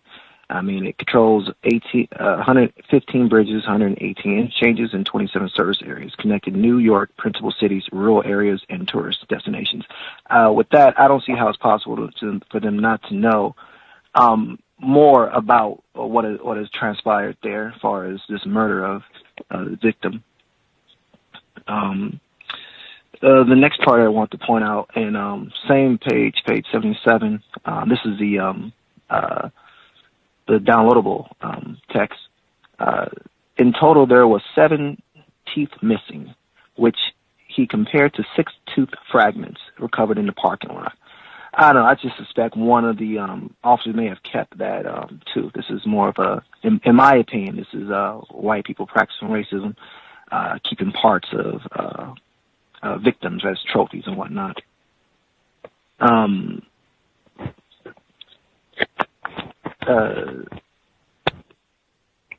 The part, I guess, Leo Donovan and 2 of his homicide detectives attended the autopsy. Despite the vast dissimilarity between the murder and the shootings, there were still similarity, or at least pseudo-similarities, of the victims.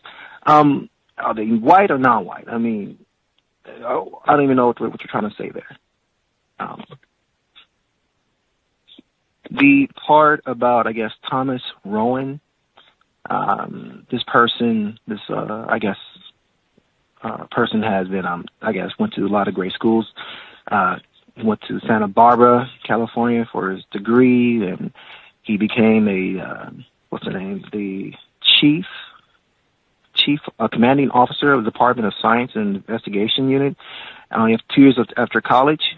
To me, if this person is classified as white, that just sounds like he's been given a position, because what makes me also think that is that he was saying that he had examining evidence. This is on page 79. Tom Rowan returned to his lab where he spent a long night, the first of many, as it turned out, examining evidence, listening for the story it would tell him. I don't know. To me, I would compare that to the psychics and stuff like that. I mean, you can either... I don't think the killers...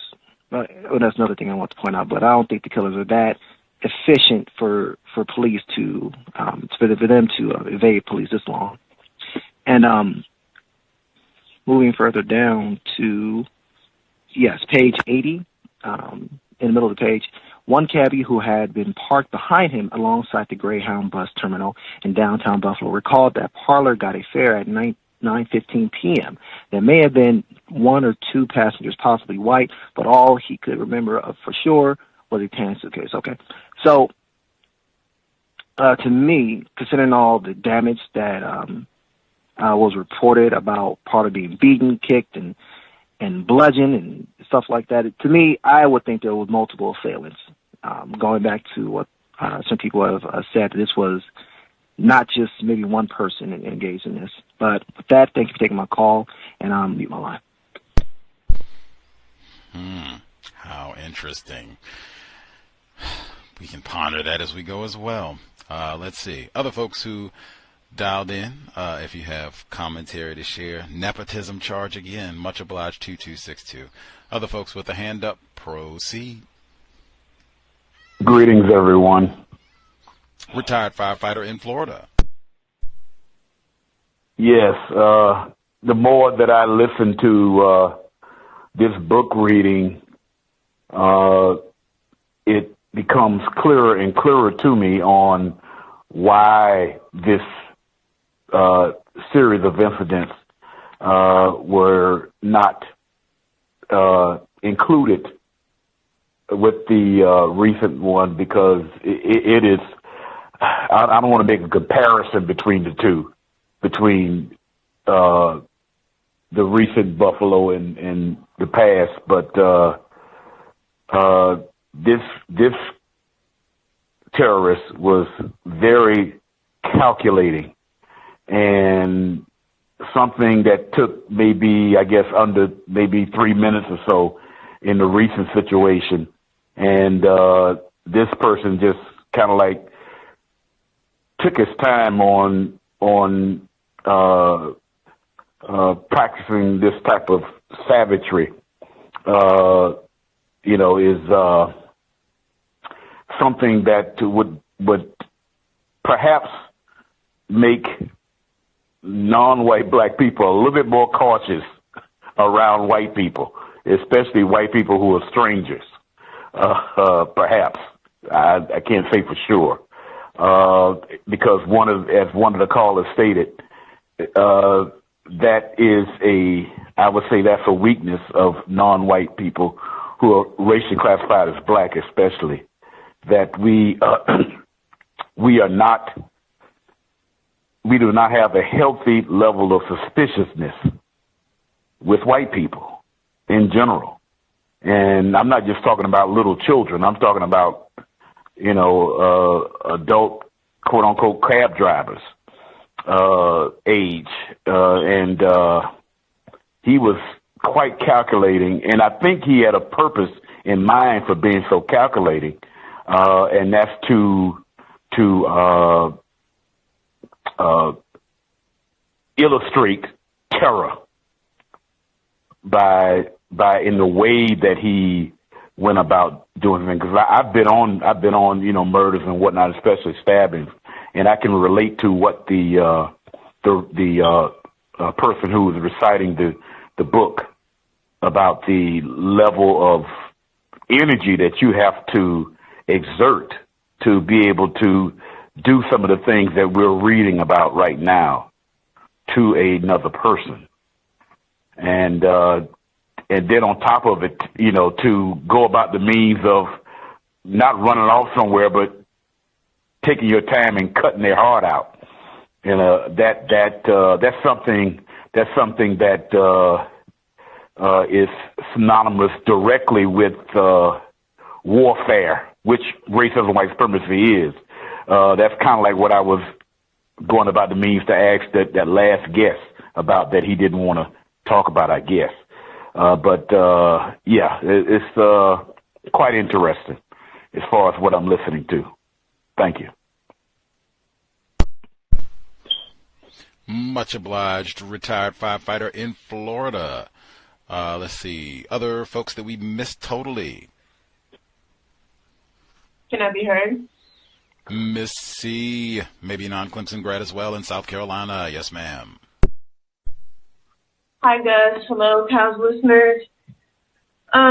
First, I would like to say that they keep mentioning the killer's blue vehicle. Witnesses saw the blue vehicle, and I just feel like for them not to be able to move forward with the investigation on something that would stand out so much, especially in the 80s, I would think that blue vehicles would be very rare, and they're still rare today. It's very unusual to see somebody with a blue vehicle, but for them not to be able to move forward with the investigation based on what witnesses described as a blue vehicle, I just find very interesting. But I wanted to comment on Parler Edwards. The author continuously mentions that he was a man of habit, and he didn't have to work.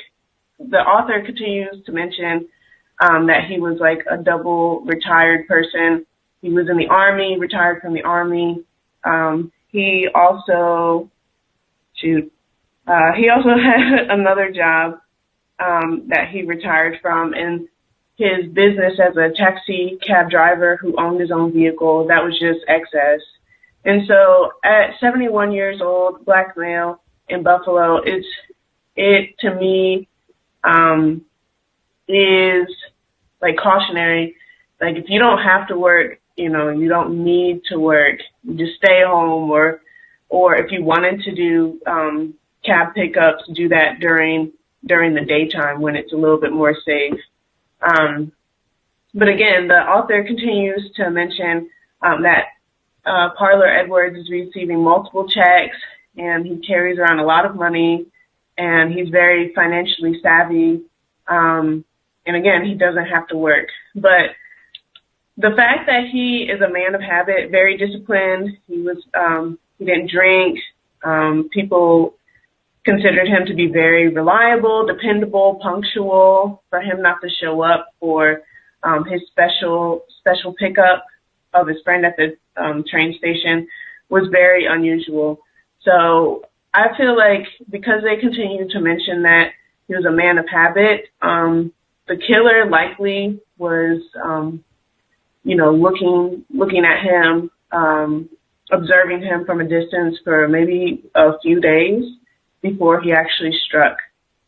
So if you are somebody who does do things very routinely. You go the same way home, or you have the same routine when you wake up to when you go to bed. Maybe change it up. And with that, I'll end my contributions.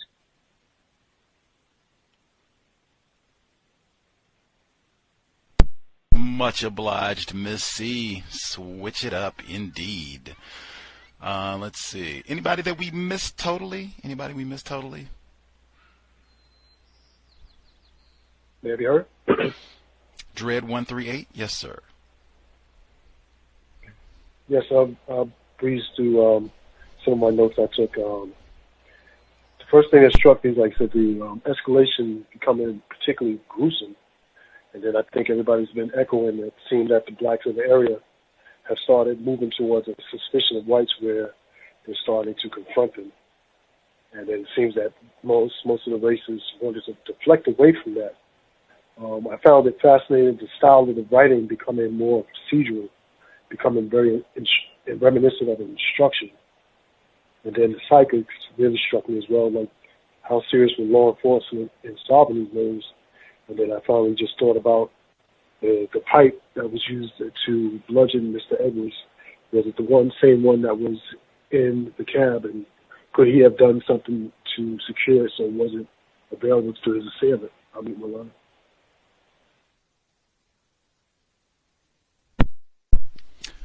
Much obliged, Dread 138. Let's see. I was going to get my notes, but given some of the commentary that you all shared, and again, Buffalo Challenger, it's now the Challenger Community News. They were so helpful, and one of the victims last month, Tops Grocery Store, Catherine Massey, she wrote for the Buffalo Challenger and the Buffalo Criterion, different newspaper out there, but they were so helpful even in the midst of everything. And the Community Challenger News, also known as the Challenger, their office is located on Jefferson Avenue. That is the exact same street where the Tops Buffalo grocery store was attacked. Payton Gendron, exact same street. They said it's been so crazy, but they still managed to send me some of their archived content about all of this. So I'm reading. This chapter is the first 2.5 weeks of October 1980. So I'm trying to stay in line with all of the material that I've gathered so that I can be right in sync with where we are. So this is from the Buffalo Challenger, October 2nd, 1980. The title is Wanted, Killer of Black Men Still at Large in City. A community unable to protect itself is unworthy of existence. There's that word again, community. Let me see, there we go.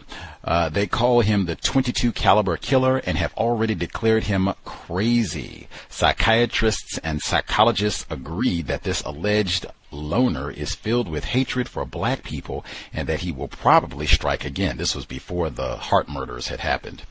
To his credit are the deaths of 4 innocent black men. Glenn Dunn, 14 years old, of Fourgon Street, was the first victim of these racist, senseless attacks as he sat in a car in a parking lot on Genesee Street. Within 36 hours, Glenn's death was followed by the murder of Emmanuel Thomas, 32, who was gunned down at the intersection of East Ferry and Zenner Streets. 43-year-old Joe Louis McCoy of Niagara Falls and 32-year-old Harold Green of LaSalle Avenue, each one was shot in the head at point-blank range with the same weapon, a .22 caliber automatic pistol. Yet a police slowdown and reluctance of officials to solicit and, to date, accept outside aid has created a tense and uncomfortable situation in this city.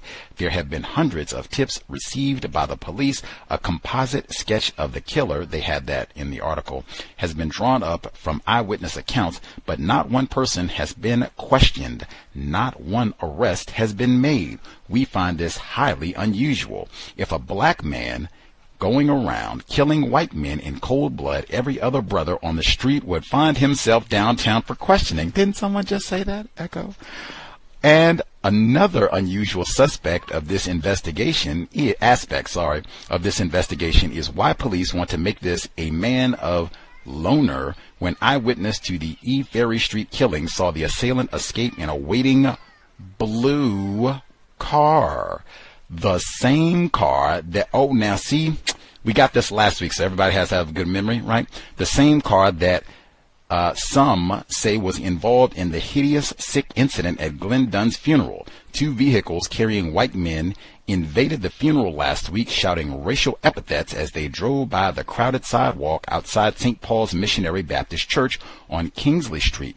They wore red paint to look like blood with bullet holes painted on their bodies. A brown pickup truck along with the blue compact car carried a mannequin's head mounted on its hood. The whole thing reeks of Klanism, Nazism, or both. In fact, 2 of the killings occurred in known Klan territory in the Bailey section of the city. But there have been no arrests, no questioning, or no mentioning of the hate group's possible involvement. We don't buy the loner line, the crazy line either. That is, the title of this book is absolute madness. Man, because I read Joey 22, now I know what that means. Prescient this article, they were the Buffalo Challenger Community News. All the Dr. Welsing even talked to us on the cows, the whole program, 2012, 10 years ago, April. That word crazy, if white supremacy racism is what we mean to say, if that's what we're talking about, say that as opposed to, oh, he was crazy. I digress. Let's see. Klan territory. We don't buy the crazy line either. That killer or killers is filled with hatred for black people does not make him unusual. He is merely an extension of the evil that has penetrated the very core of this society. It goes on. They talk about some of the black people forming gun clubs and that sort of thing. Lots of reports on that, and even some of the suggestions that we heard talked about in terms of getting the black policemen to go out and address some of these issues, all of that. I'll stop there and get some of my notes, but that was October 1980, Buffalo Challenger, black newspaper in the Buffalo area. Let's see, my notes from this section, and then we'll get to the second audio. May even have time to double check and make sure other folks don't have commentary as well. Ooh, chapter 5, let's see.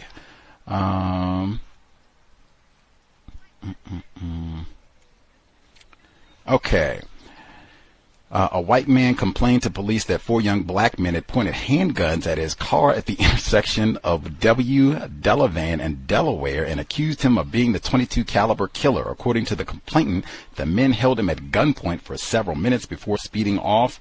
Lots of reports of this sort of activity, even if it was not like directly harassing or confronting white people, but lots of suspicion. They even have articles. I have to see where they match up in the timeline to share them as we go, but they have articles of like black elected officials like who have great jobs and all that, in context, saying, hey, I started carrying a gun in the midst of all this. I think they had one black person he was talking about. He was walking down the street. This was before Christopher was. It took almost a year before he was caught. It's like 8 months. He was walking down the street, and he said this white guy, he got real close up on him, and he said he started looking at him like he was ready to go to work on him. And he said the white guy took off running in the other direction. Like, it's tons of stories like this from this time period in Buffalo, like autumn of 1980 all the way up through springtime. Let's see. Leo Donovan, he said, had pointedly expressed his resentment of the criticism leveled at police and the allegation that the investigation had gotten off to a sluggish start. I mean, really. We're only in October, so we haven't even gotten to all the black males who get their hearts stolen from them, killed and carved out and all of that. People who were with us for the program Monday, Matt Greida, he said, if Joseph Christopher had not been talking down in Georgia, they would not have caught him. Now, we will have to keep that in mind as we proceed, but he was pretty unequivocal about that, and I haven't seen anything that has led me to believe, oh yeah, we got it. We know what's going on. Like, we're going to catch this guy. Let's see. They have a secret meeting to keep out the press, enforcement officers to coordinate their efforts, and they say, of course, the reporters had their sources anyway, one of whom said that the meeting had consisted mostly of drinking coffee, smoking cigarettes, and shooting the bull. That is 1, 2, 3 Welsing moments. Didn't Dr. Welsing talk about all three of those? ISIS paper, the coffee drinking, compensation for being melanin deficient, smoking cigarettes, all that phallic genital fixation. And then the bull killing and all the running of the bulls, and they castrate the bull. 1, 2, 3, and we're being productive, taking this serious. Black citizens being killed. You got another cup of coffee? Got another fag? Shooting the bull. Next, metaphors. Next. To that end, on the basis of tips and profiles of persons with known racist inclinations, detectives had questioned 12 potential suspects on Friday. None had panned out. Now, even that, racist inclinations, what does that mean? Like, how much of a racist inclination do you have to have in a system of white supremacy to be called in for a case like this? Let's see. The whole psychic and everything, you have to put a pin in this one about the psychics. You have to put a pin in this one. I was so excited. They have people that know Tony Brown, right? Tony Brown's Journal. He did a whole segment. Is there a conspiracy against black people? January 1981. That's the only reason we didn't hear it right now. I was able to get this on one of my library excavations this past weekend, but it's January 1981. We're only at October 1980, so I have to sit on this probably for a couple of weeks until we get to that part of the book. But they have a whole 30-minute conversation just about Buffalo. Is this a part of a national conspiracy? They have a flipping psychic on the program. She is classified as black, but they have a psychic on the program, and she gives her thoughts about what's happening in this case. Like, caveman time, 1980. I don't know how people out there feel about psychics, and I really don't care. Let's see. Next. The psychic and the astrologer had been eager to return to Chicago. There's a criminal out there who is a murderer. If he knows we're on his trail, we can be knocked off too, the psychic explained. They asked the media not to use their names until they were out of town. The profile was this killer was attacking black males, so unless you're a black male, it would seem like you're safe. Let's see. Chapter 6, and now we're October 8th through the 19th of 1980. Parlor Edwards, diabetic. We keep getting that. Essie Mae, we heard that all through there. Black people having all these health problems and what have you. He's a veteran, so he should at least have spectacular medical insurance and benefits and all that good stuff. But he did say no alcohol, strict diet. That's how he could, hey, Parlor Edwards, need more of that. Didn't say he had 50,000 bottles of medication falling out of his cab and all these insulin needles and everything. Not no disrespect to people who need that, but I mean, hey, food is your medicine. Let's see if we can put those Cheetos and high fructose corn syrup down and all that bad food that they got at the Tops in East Buffalo. Put all that down so that we don't end up being diabetic in the first place. Let's see. Fit, strong person, retired from the factory. I think the author noted that, how he's double retiree, lauded, veteran. This guy's out here working. He's not on the dole. He just wants to be active and still be a part of the community and giving his friends ride and stuff. Like, wow, what an upstanding citizen. Bravo. This is the same thing, right? Colin Kaepernick, you get up. You got people like Parlor Edwards sat out here and gave so much, sacrificed so much of themselves. You're out here being no count ungrateful Negro. Should be doubly on it about getting this one solved, right? Out here killing veterans. Come on. Let's see. So they go out and make this gruesome discovery. Don't even believe what it is at the time. When I heard all the details about the teeth, like 2 different crime scenes and finding the teeth, reminded me of Kobe Bryant. And how you got this big to-do and lawsuits and everything about them white officers at the scene and taking photos and sharing them at the bar. And, oh, look, there's he burned up and everything like that. And then just thinking about white culture in total, what it means to be white. We were talking about the lynching of Zachariah Walker, right? That's the book that we just talked about in Pennsylvania, not in the South, Florida, South Carolina, and although there are lots of South Carolina, but Zachariah Walker was not lynched in South Carolina. That was Willie Earl. Zachariah Walker was in Pennsylvania, where they chopped him up and, oh, let me get these teeth and, oh, let me get his finger. Said they had white children walking around with his finger, Zachariah Walker's finger in his pocket. Weeks. That is white culture. Extra all of it. I asked Matt Greider on Monday, I said, man, you got a white man, a racist, attacking black people, killing black males, children even, carving their heart out. Isn't that a part? The whole Emmett Till castration, carving up of black bodies, isn't that a part of the long history of white culture? I said, ooh, I don't know. All of this, I think, too, enforcement officers might, ooh, let me grab one of these teeth here. Look at that. Nigger's teeth. Take that home. Kobe Bryant, like I said, 2022, same thing. There was a difference in the book and the audio. They said at the Cayuga Road overpass of the Interstate 90 throughway in the town of Amherst, some 2 miles northwest. In the audio, it said southwest. Just for accuracy, strive for accuracy, say that all the time.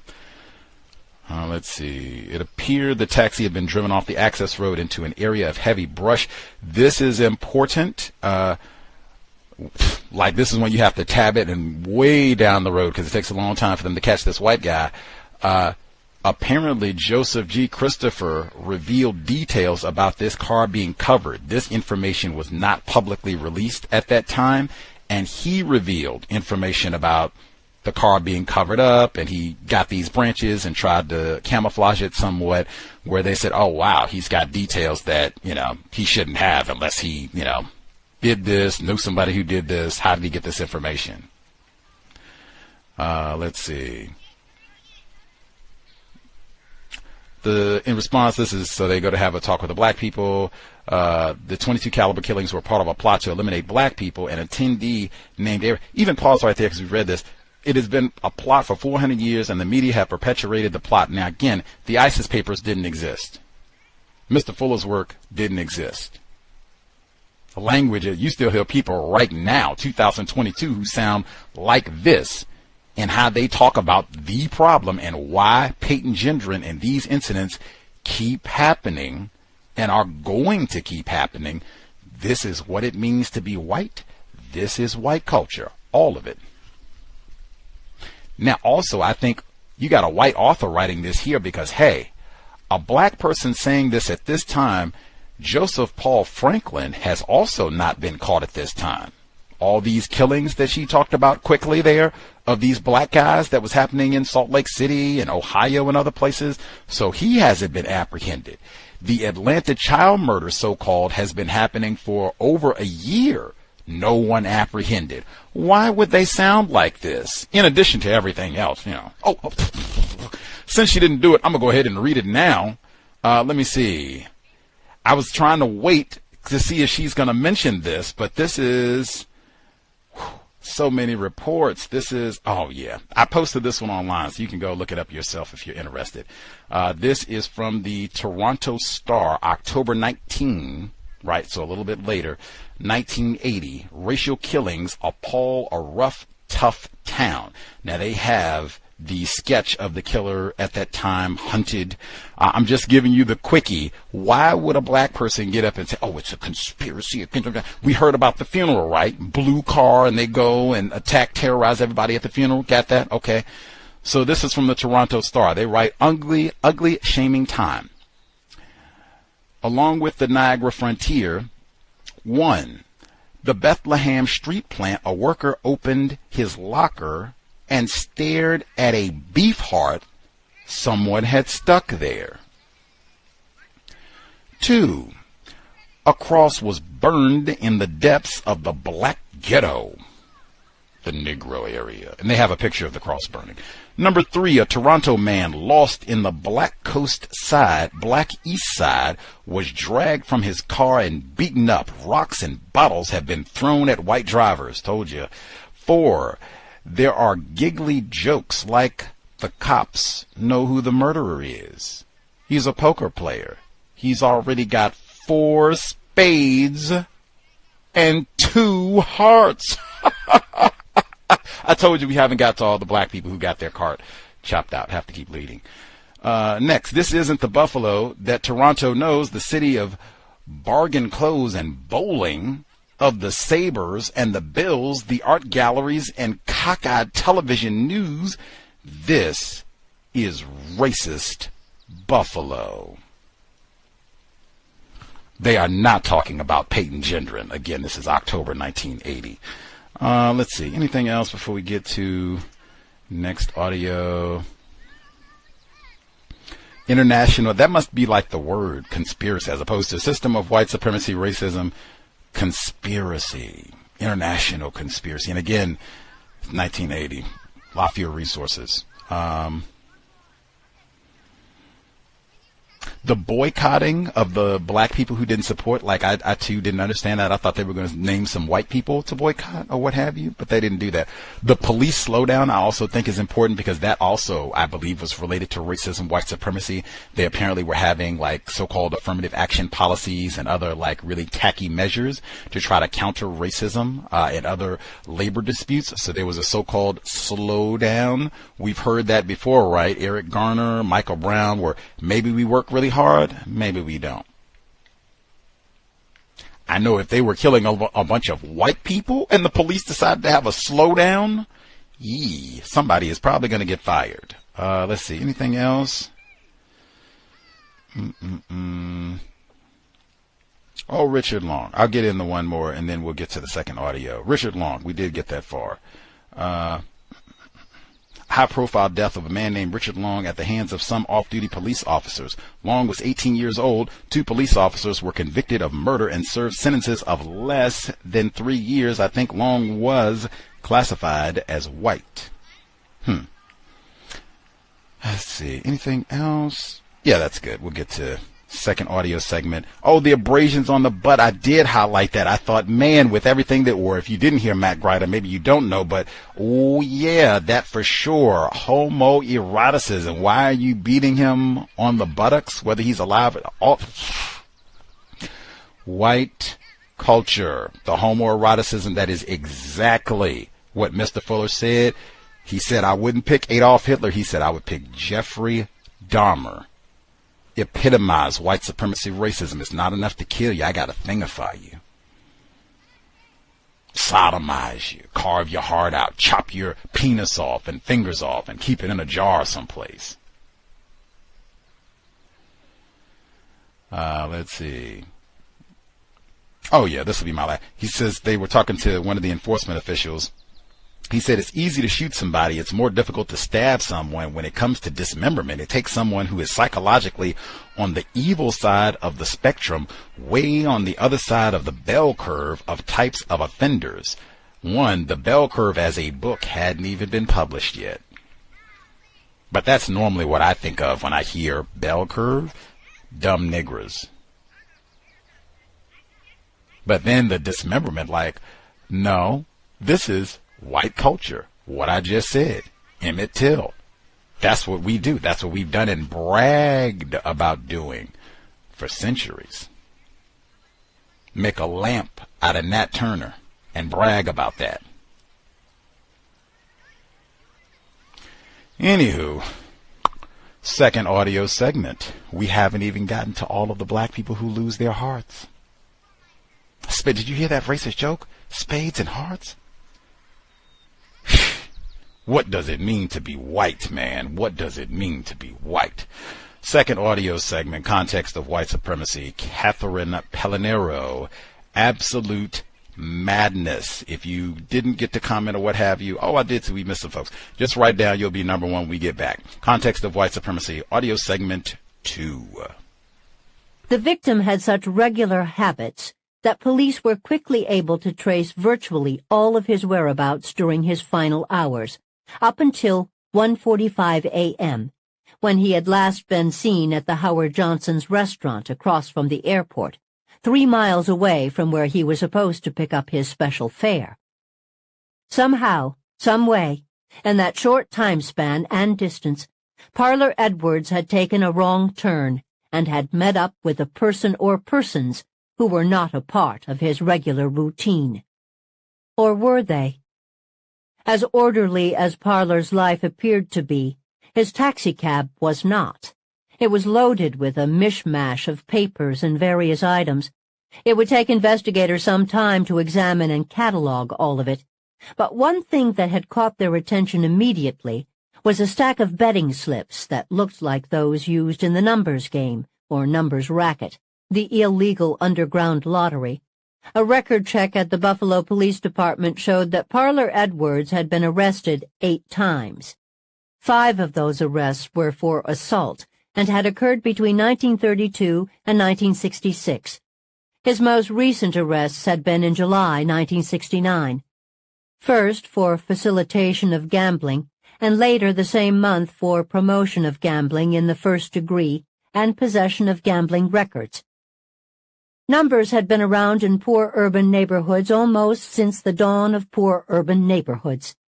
The game predated state lotteries and worked much like them, but with the advantage of higher payouts and no taxes. Bettors chose 3 numbers and wagered small amounts of money. The winning numbers were determined by either a drawing or some agreed-upon combination, like the last 3 digits of the next day's stock market close or total handle at a racetrack. Numbers games were sometimes called the Italian lottery because they were ultimately under mob control. The people who took the bets and delivered the payoffs were called numbers runners. Even after the advent of state lotteries, numbers rackets were still in operation throughout the country and were very lucrative for the people who ran them. Aileen Carr acknowledged to police that Parlor had been arrested for his involvement in gambling in 1969 and said that his wife had been very upset with him over it. As far as Aileen knew, Parlor had gotten out of numbers at that time and had not been involved since. He wasn't engaged in any sort of illicit activity, to the best of her knowledge, although Aileen did say that Parlor was very tight-lipped about his personal affairs, particularly anything related to his finances. His friend Robert Harley thought that driving a cab was really more of a hobby for Parlor. His grown children agreed. They said their father didn't need the money, that the cabbie work just gave him something to do in his retirement. Parlor had begun driving a cab following the 1975 death of his wife. Could he also have resumed his role in the numbers racket? If so, he certainly wouldn't be the first man with a sideline he kept secret. On the surface, Parlor Edwards seemed much like any other elderly widower, leading a quiet, uneventful life centered around family and long-standing friendships. His manner of death seemed totally at odds with his lifestyle. But the discoveries in his cab and his past could be significant. Police also learned that Parlor always carried 3 wallets. Only one had been found so far, placed curiously, or perhaps strategically, underneath his dead body. Whoever killed him obviously hadn't been concerned with concealing his identity, nor were they interested in taking his jewelry or the cash in his pockets. The large amount of money he reportedly carried with him had so far not been found. Whatever the motive, he had not simply been killed, but overkilled. As Wednesday, October 8th, drew to a close, investigators had no suspects, but they did have some questions that would require further digging. In the meantime, They were guarded about releasing details of Parler's death to the public. A brief newspaper article appeared that day stating that an unidentified black man, thought to be a cab driver, had been found dead in the trunk of a car. Police didn't divulge the manner of the death or the mutilation, but they did say there was no immediate indication of a connection with the .22 caliber killings. So the grisly murder of Parler Edwards did not cause or exacerbate panic. Not at first. Tonawanda is another suburb of Buffalo, located directly north of the city, bordered on the east by the Amherst area and on the west by the Niagara River. At 4:29 a.m. on Thursday, October 9th, a Tonawanda police lieutenant on routine patrol noticed what looked like a person lying in the parking lot of a boat launch facility off of River Road at the foot of Sheridan Drive. Lieutenant Leroy Leader stopped his vehicle and got out to take a closer look. Shining his flashlight, he saw a deceased black male lying in a large pool of blood. Leader radioed for assistance. A group of Tonawanda police officers responded immediately and secured the scene. The victim, fully clothed, lay on his back in a slightly raised area of the parking lot among some garbage cans. His shirt was drenched with blood. There were gaping wounds in his throat, a long open wound on the left side of his chest. He had lost a massive amount of blood. The pool surrounding him extended north of the body and created a bloody path almost 30 feet long, at the end of which was found a gold wristwatch with a broken band. 6 feet away from the body, in the same direction, there was a 6-inch buck knife and, further on, a piece of rope. There were bloody tire impressions on the pavement. The small boat launch facility was located approximately 7 miles from downtown Buffalo. The parking lot was bordered on the south by the Tonawanda Water Treatment Plant and on the north by the Erie County Treatment Plant. At the edge of the lot were docks entering directly into the Niagara River. Located within the parking area was a building that housed Walt's Bait Shop. The Huntley Power Plant sat at the river's edge a short distance away on River Road. The area was otherwise isolated, with no homes or businesses nearby. The victim lay in the southeast corner of the lot, approximately 50 feet away from the water treatment plant fence, near some trees, foliage, and 5 20-gallon garbage cans. No wallet or identification was found in his clothing or in the vicinity. The medical examiner was called. Despite the pre-dawn hour, an assistant district attorney also reported to the scene almost immediately. Other officials and other police agencies would soon follow. Tonawanda had now joined the list of municipalities in western New York with a gruesome murder of a black male. Drawings and photographs were made of the scene. It was noted that the boat launch facility was about 11 miles from the site where the body of Parler Edwards had been discovered only hours before. Both bodies had been found in very close proximity to throughway entrance ramps. The medical examiner made a preliminary examination of the victim before he was taken to the Erie County morgue, where the body was tagged as a John Doe. Tonawanda police meanwhile spoke with the owner of Walt's Bait Shop, who lived on the premises. The man said he had been out for the evening, arriving home about 4:15 a.m., and he hadn't seen or heard anything out of the ordinary. 2 employees of the water treatment plant working the graveyard shift said much the same, though both periodically had to go outside to check machines and log readings at the plant and pump station. The only unusual occurrence had been a car full of giggling teenagers that had raced up to the water's edge at about 11:30 p.m. Tires had squealed, and then the car had backed up and did circles and fishtails near the ramp at the docks before speeding off. At about the same time, however, one of the employees had noticed a white car in the vicinity of the bait shop and a station wagon parked toward the barricade fence, facing the Huntley plant. Another unidentified car parked next to this car. He had seen the same 3 vehicles in the parking lot for the past 3 nights. At the morgue, A Buffalo police officer took a set of fingerprints of the deceased black male, which were turned over to the evidence unit. A search of the fingerprint file resulted in a positive match to the prints of one Ernest Jones, date of birth 3/13/1940, of 326 South Park Avenue, Buffalo. Of the 7 law enforcement officers present at the autopsy, 4 had attended the post-mortem of Parlor Edwards the evening before. Chief Leo Donovan, Tom Rowan, Michael Melton, and Raymond Motika of the State Police. They were now joined by Detective John Ludka of Buffalo Homicide, who had accompanied Donovan to the Edwards' crime scenes, and 2 detectives from the Tonawanda Police. For half the assembled lawmen, and for Associate Chief Medical Examiner Catherine Lloyd, the autopsy was a surreal repeat of the day before. The victim was a smaller man, 5'3", and weighed 143 pounds. His head, neck, and upper limbs were covered with dried blood. His eyes protruded, pupils in mid-dilation. Blood filled his nose and both ears. He had severe injuries to his head and chest. Ernest Jones had 5 incised wounds. 3 of these were major penetrating gashes across his throat and neck that had severed both his right jugular vein and his left carotid artery. A large gaping V-shaped slash measured 4.5 inches in length and exposed his lacerated larynx. One of the wounds was so deep it had incised the vertebra. His throat had not just been cut. It was mangled. A great deal of blood surrounded all of the neck wounds.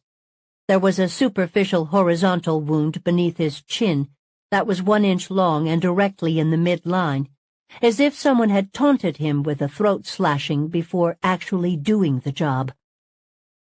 The largest incised wound was in his chest. Jagged and open, it was 8 inches long with a 2-inch wide gape. His sternum had been cut through. The great vessels to the heart had been neatly cut. His heart was gone. As with Parlor Edwards, there was very little blood found in the chest or around the wound, indicating the heart had been removed after death had occurred. There was a stab wound on the lower left side of his neck and another above the massive chest incision. He had also been stabbed twice in the left side of his back and once behind his left ear.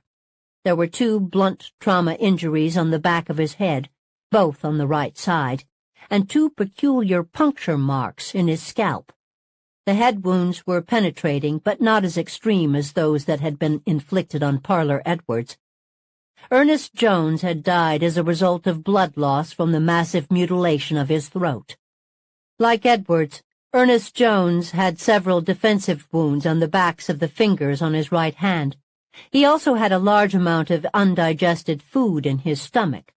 Jewelry and some money, $36 in cash, were found on him. The similarities would not end there.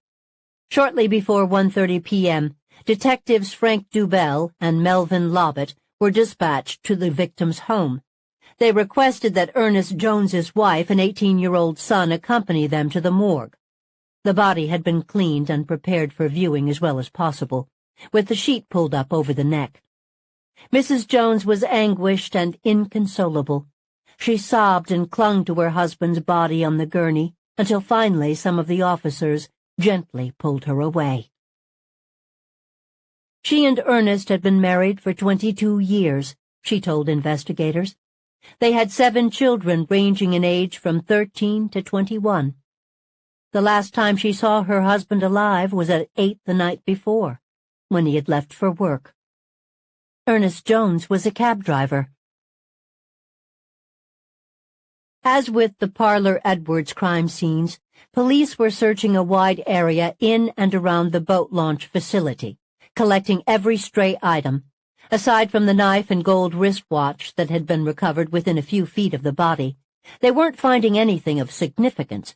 According to his wife, Ernest Jones had left home the night before in his taxi. Where was it now? Detectives Al Williams and John Montando of Buffalo Homicide were sent to interview the owners and employees of Broadway Cab Company. The owner confirmed that Ernest Jones, whose nickname was Shorty, drove cab number 56. Shorty had been driving for him for about 6 months, he said, and he drove cab number 56 exclusively. Shorty leased the cab from him for $35 per day and took it home with him. Though the taxi was owned by the company, Shorty had it in his possession all the time, and no other cabbies drove it. Cab number 56 was a maroon 1976 Chevrolet with a black vinyl top and Broadway livery decals on both front doors. Williams and Montando immediately put out a pickup and hold for homicide with the vehicle description and plate number. According to the owners, Jones did not call in when working or after trips, but it was customary for him to receive calls from the cab stand. The dispatcher on the 4 p.m. to midnight shift said they had received several calls for Jones last night, which was typical. Shorty Jones had a lot of specials, callers requesting cab number 56 specifically. Williams and Montando also spoke with the dispatcher on the midnight to 8 a.m. shift, who said that she too had received a number of calls for cab number 56. She had informed the callers that Jones was not working because his name was not on the running sheet. However, she did put the calls out to him anyway in case he was on the air. Neither of the dispatchers had heard from Jones at all during their shifts, although one thought he might have said hello to her, via the radio, when she began her shift. Drivers often did that, but she couldn't remember for sure if Shorty had done so the previous night. Al Williams and John Montando were on their way back to headquarters when they heard over the police radio that the cab had been found. At 2:40 p.m., a patrolman from Precinct 5 had responded to a complaint call of an abandoned vehicle on Potomac Avenue, a residential neighborhood on the west side of Buffalo. The officer had discovered the red taxi parked at the curb in front of 96 Potomac in a no-parking zone. Williams radioed back with instructions to keep everyone away from the cab and not to touch it. 2 officers from Precinct 5 were on the scene when Detectives Williams and Montando arrived minutes later. Al Williams made a visual inspection of the cab while his partner started canvassing the nearby houses. Potomac Avenue was a one-way street in a working-class, largely Italian neighborhood. The location was a block away from Niagara Street and the adjacent thruway that ran parallel to the Niagara River. It was 3.5 miles from where Shorty Jones's body had been found. Potomac had alternate parking, and the cab had been left on the south side of the street, where no parking was allowed on Thursdays. It was the only vehicle parked on that side. All 4 doors of the cab were shut, but unlocked. On the metal portions of the exterior driver's side of the car, both front and rear, were marks that appeared to be blood. There was blood on both the front driver's side and front passenger side windows. Peering into the cab, Williams saw blood on the metal part of the shield that separated the front and rear seats. There were spots of blood on a cushion in the driver's seat and on the door handle. Hand and fingerprints were visible on the windows. A set of keys, they looked like car keys, were in the front passenger seat. The meter had registered $9.45. In a repeat of the previous day, police from different agencies converged on quiet Potomac Avenue to investigate a vicious slaying with dual crime scenes. Photos were taken by both the Buffalo and state police photographers. Chief Leo Donovan ordered that the cab should be towed to the Tonawanda Police Department and touched as little as possible in the process. The tow truck driver hooked it up from the rear to avoid having to go inside the vehicle to release the gear lever from the parked position. Several residents on Potomac had noticed the cab at various times throughout the morning, conspicuous because it was on the no-parking side of the street. Its earliest sighting had been around 5:30 a.m. by a man leaving for work. No one had seen who parked it or when. The complaint call about the abandoned cab had come from an anonymous elderly male. Reporters had been prodding police for information since the discovery of Parlor Edwards's body the day before. Officials who wanted to keep the specific details under wraps knew immediately that with the murder of Shorty Jones, another black cab driver found with his heart cut out, killed just a day later, keeping the press at bay would be impossible. It wouldn't be advisable either. Faced with the prospect of a savage killer on the loose, who specialized in mutilation and dismemberment, no one wanted to be accused of withholding vital information from the public about the danger that lurked. In an uncharacteristic move, Edward Cosgrove had held a press conference at 3 p.m. the day before in the Amherst Town Hall, during which he had divulged a number of details about the murdered man found in the trunk of the taxicab. Without giving the victim's name, because the family hadn't yet been notified, Cosgrove said that the victim had been brutally beaten about the head, but had not been shot. The murder did not appear to be linked to the .22 caliber killings. He confirmed that the victim had massive injuries to the head and face, that he had been beaten in the Cheektowaga parking lot, where police had found bloodstains, teeth, pieces of bone, and human tissue, and that the body, found in the trunk of the cab, had been dumped by the thruway in Amherst. He said there was a deep, long slash to the left breast, but that it appeared the head injuries were the cause of death. He did not mention the removal of the heart. Stressing that the victim had not been shot, Cosgrove said that all of the fatal injuries were apparently inflicted by a blunt instrument, and that the victim had been dead a relatively short time before the body was discovered. He added that robbery appeared to be the motive. The Amherst and Cheektowaga police departments would conduct the investigation, he said, with Captain Henry Williams of the State Police coordinating and Buffalo Homicide Chief Leo Donovan assisting. Cosgrove also informed the press that he himself would be the sole spokesman for information relating to the case, and he'd make himself available day or night. According to an article in the October 9th morning edition of the Courier-Express, printed before the discovery of the second cabbie murder, Ed Cosgrove spent the first 20 minutes of the press conference conveying details of the crime and investigation, and another 20 minutes criticizing segments of the media, some politicians and other self-posturing individuals, for suggesting that local law enforcement was incapable of handling the .22 caliber investigation. I am personally and professionally insulted when some people suggest that our police aren't doing their jobs, Cosgrove stated. A terrible disservice is done to the community when self-posturing, divisive, selfish ideas are tossed around for self-serving purposes. The police don't deserve it, blacks don't deserve it, and whites don't deserve it. Though he declined to mention names, he acknowledged that some of the individuals to whom he was referring were speakers at Tuesday night's Build meeting. He dismissed the suggestion that the murders were connected to the KKK or similar white supremacist groups.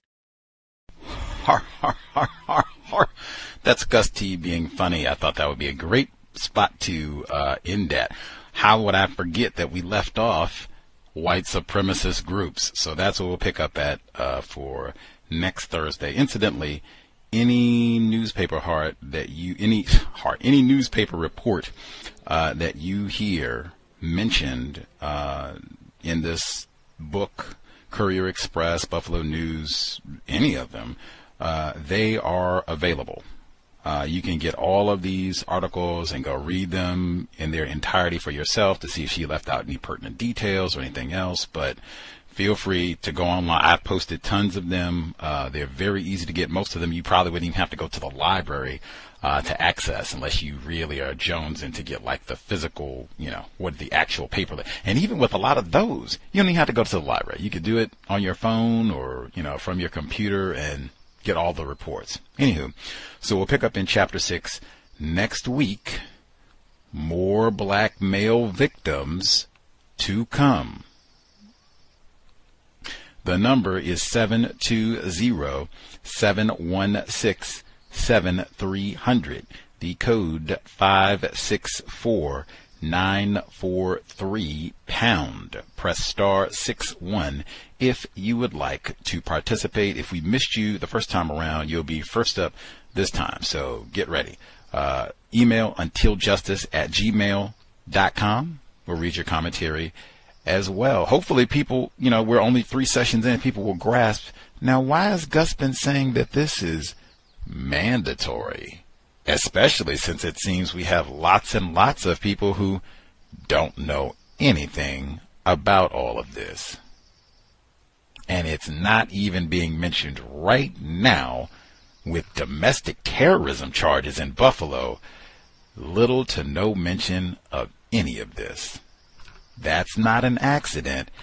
That is white culture, deliberate white supremacy racism. So we just stay confused. We being black people, non-white people, just stay confused.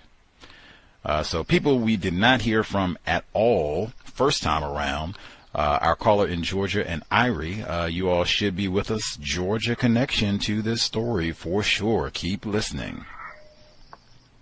Hello. Yes, ma'am. Okay.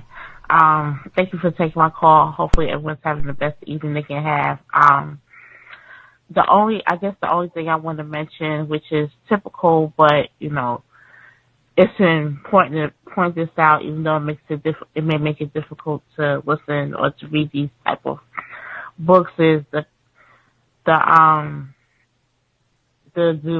I don't know how to say, the depiction of the victims. In the first reading, I think you talked about Mr. Williams, how he was disciplined, this, that, and the other. And then this second part, he should have been a numbers runner, this, that. None of that had anything to do with him being killed. And it's just consistent process that white people do. They just look for something wrong to go, well, maybe he deserved to be killed. I mean, he didn't.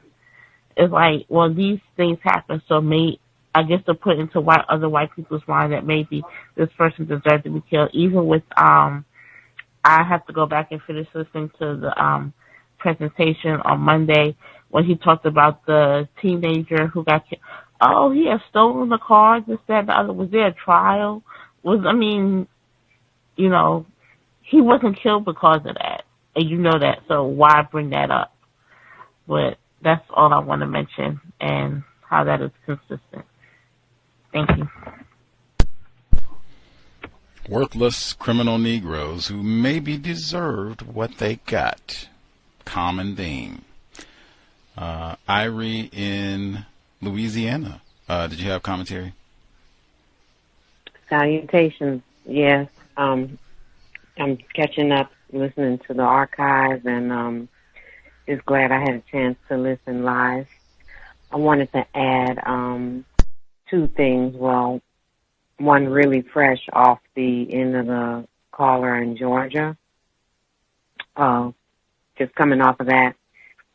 I think the reason why they make sure to add this unnecessary information about victims of racism who are murdered by racists is it's not just to demean the person in death and disqualify them from their lives, but I think it's also just a demonstration that they can find out whatever they want to find out about non-white people down to very, very hidden details, depending on how dedicated they are to find out. Because if the guy was a numbers runner, I'm sure he did it subtly, or, it wasn't something, it's not something most people was like, hey, I'm a numbers runner. So it's them demonstrating that they can, how nosy they are, number one, and 2, hey, we can find out information about whoever, but it will not work the same for non-white people. It takes a lot, a lot of work to get information from white people, even in just regular conversations, like things that you wouldn't think they would have a problem talking about. The second thing is what I was listening to or what I was hearing. So the people that are seeing the guy, well, I guess I have 3 things.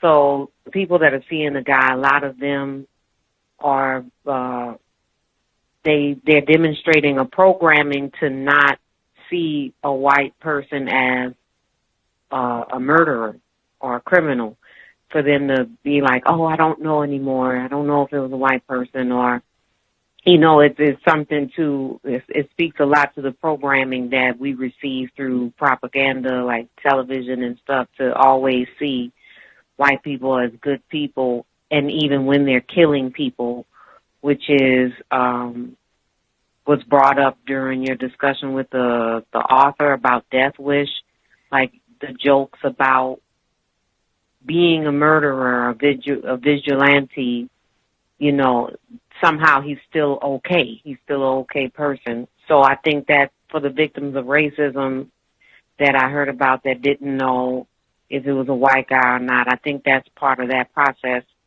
And then for the white people, you know, they just gone into denial, you know, that whole thing. And then the last thing, I find it interesting that everybody's describing the guy as a duddy person. He was called a dope, I believe, in the interview you did. The guy said he was a dope. People say he looks slow, but yet the police I think I remember hearing they're like, oh, he's just so, like, he's evasive, right? We can't catch him. We can't figure it. He's got us stumped. Okay, either this one guy really gonna be smarter than the whole police department, or are y'all really looking for him, or what? You know what I'm saying? But either what's the saying? Either you're dumb or you're in on it. So who's really? I don't know. I don't know how to put it. I don't want to use a metaphor, but I find it interesting that he's somewhat delayed, but yet, you know, he's getting away with all this terrorism so far in the book. Thank you. Sorry if I was wordy. Much obliged, Irie in Louisiana. Keep that in mind as we proceed as well. Dopey white person. All of the other folks that we heard first time around, Bay Area mom, retired firefighter, caller in California, 2262, Henry in Chicago, all should be with us. If y'all have commentary, proceed.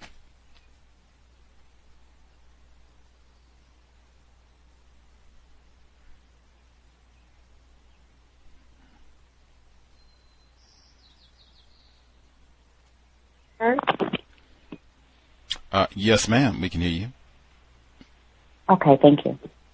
So I thought back to earlier when you stated what could have been going on in the 80s, and you said you weren't available. I was in 1980. I don't know. My mom was very particular about me. I couldn't do anything because of everything that was going on outside. And she was always a thinker. And I'm going to have to inquire, because she's not alive now, but I'm going to ask how they dealt with that time and what they remember about the late, towards the end of 1980. And as the clip was reading, when he had when he was stabbing the guy up and neatly cutting his heart out, but he did it after, I guess it was already dead first, because they know stuff. They know how to do stuff and make it not as messy. I couldn't take it. It hurt my feelings to listen to it. I was only a kid in the 80s. So I guess the adults would have more information, but I don't remember hearing anything about anything. And in those times, we were so distracted, just like we are now. We were distracted with other things. So we didn't really focus on that. We were just exiting the 70s. We had all these different eras, like we did Soul Trains all through the 70s, and then by the 80s we were in the kind of the disco era, and it's just all the other distractions that they have out for us. So we're not even thinking about that. I know as a kid, I'm not thinking about anybody doing anything to me or abducting me. So I just wanted to share that. Ronald Reagan was in office. Yeah. Okay. Thank you. I'll mute my line. Technically, not yet. He didn't win the election until November, so Jimmy Carter was in office. Just say that because Jimmy Carter did comment on these murders as President of the United States. Yes. And even that, we don't remember. That is amazing. Other folks, commentary to share?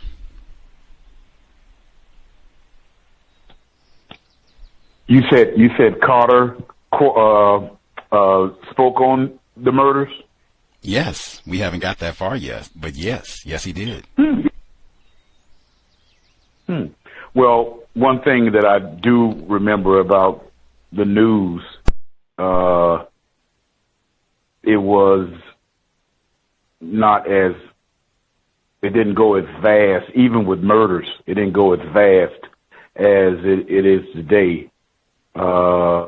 Like something like what we're reading, of course, would go national, perhaps international, whereas it didn't happen as much back during that time. I put it that way.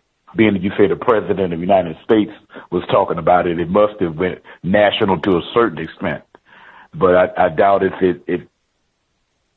it would have been as huge as the news is today with things of that nature.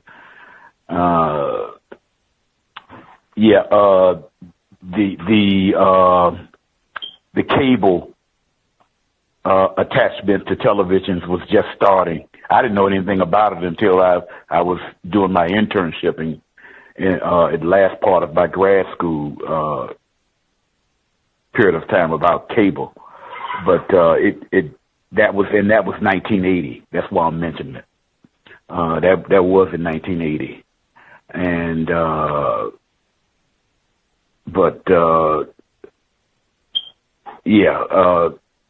it wasn't as big as far as you had your local news, and then you had international news program that would come on afterwards, and it's not as long as back during that time as it is today. I put it that way. 30 minutes for the local and regional news, and another 30 minutes for national news, and that's it.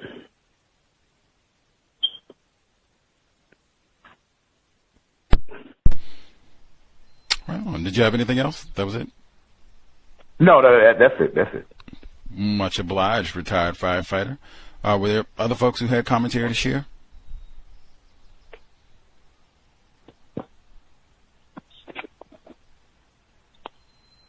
Maybe heard. Yes, sir.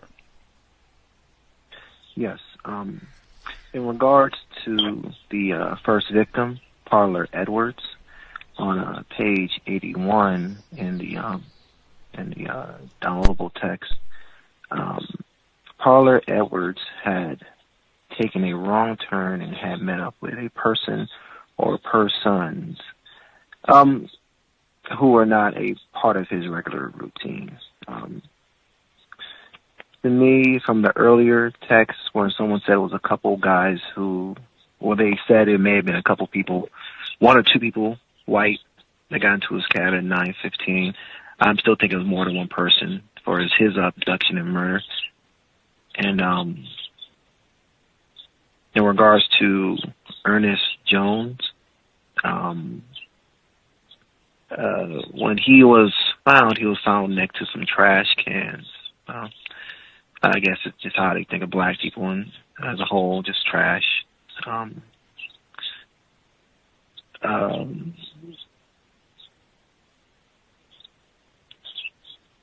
they also said that I guess the Parler Edwards murder and Ernest Jones murder were in hours of each other, and they were both found in the by a throughway entrance. I'm still thinking that it was more people involved in this for these murders happen so close together in time and kind of be dumped in similar locations. But that's it. Thank you, guys.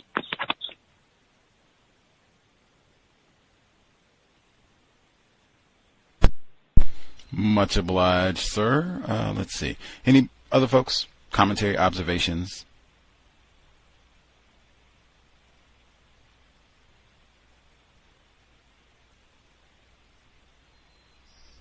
We'll double check, see if anything stood out. While folks are waiting, the folks who emailed in, our investor, one of them, he continues. Let's see. So this is with chapter 6, number 2.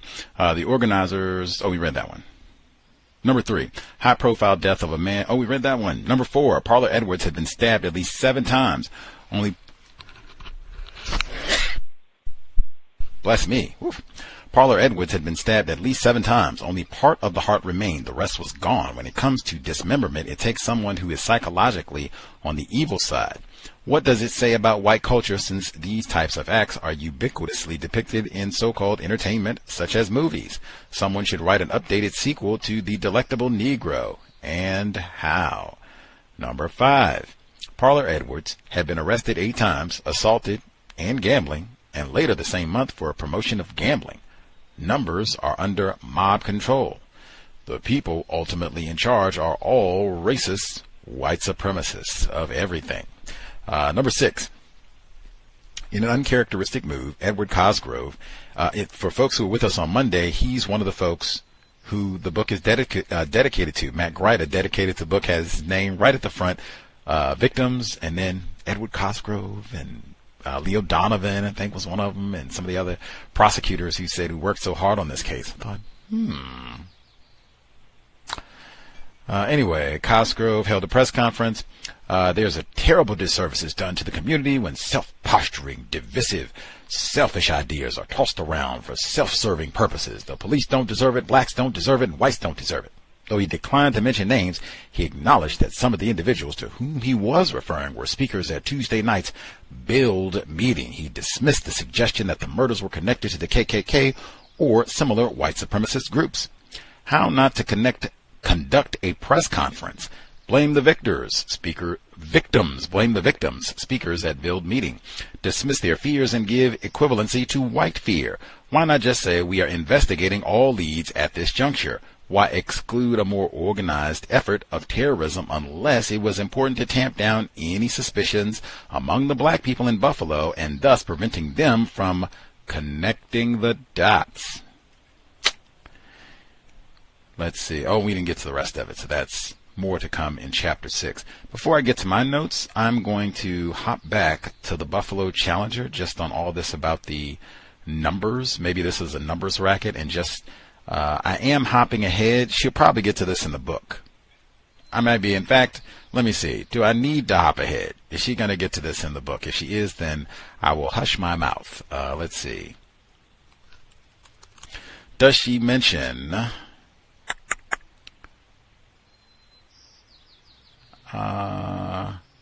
Yes, I will hush my mouth because she does talk about Jimmy Carter's involvement in all this. I'll hush my mouth and we will just get that in time. Let's see. I was reading, or going to read, the Buffalo Challenger one more time just because of the numbers racket. And again, it's the importance of black journalists. I don't know if she quotes the Buffalo Challenger in her work or not, but man, they have extraordinary archives. And again, while we're going through all of this, I want people to think. Payton Gendron, charged with domestic terrorism today. Do we think he didn't know about this case? I'm telling you, I'm on the other side of the continent. I'm in Washington State. All I did was go to the library, University of Washington Library, no doubt, but go to the library without any money. Like, I didn't have to pay any websites or anything, or University of Washington, no affiliation, just making a couple of visits. I have more than 150 articles on this case, and there are probably many, many more from that time period, like 1980 through 1985 or so.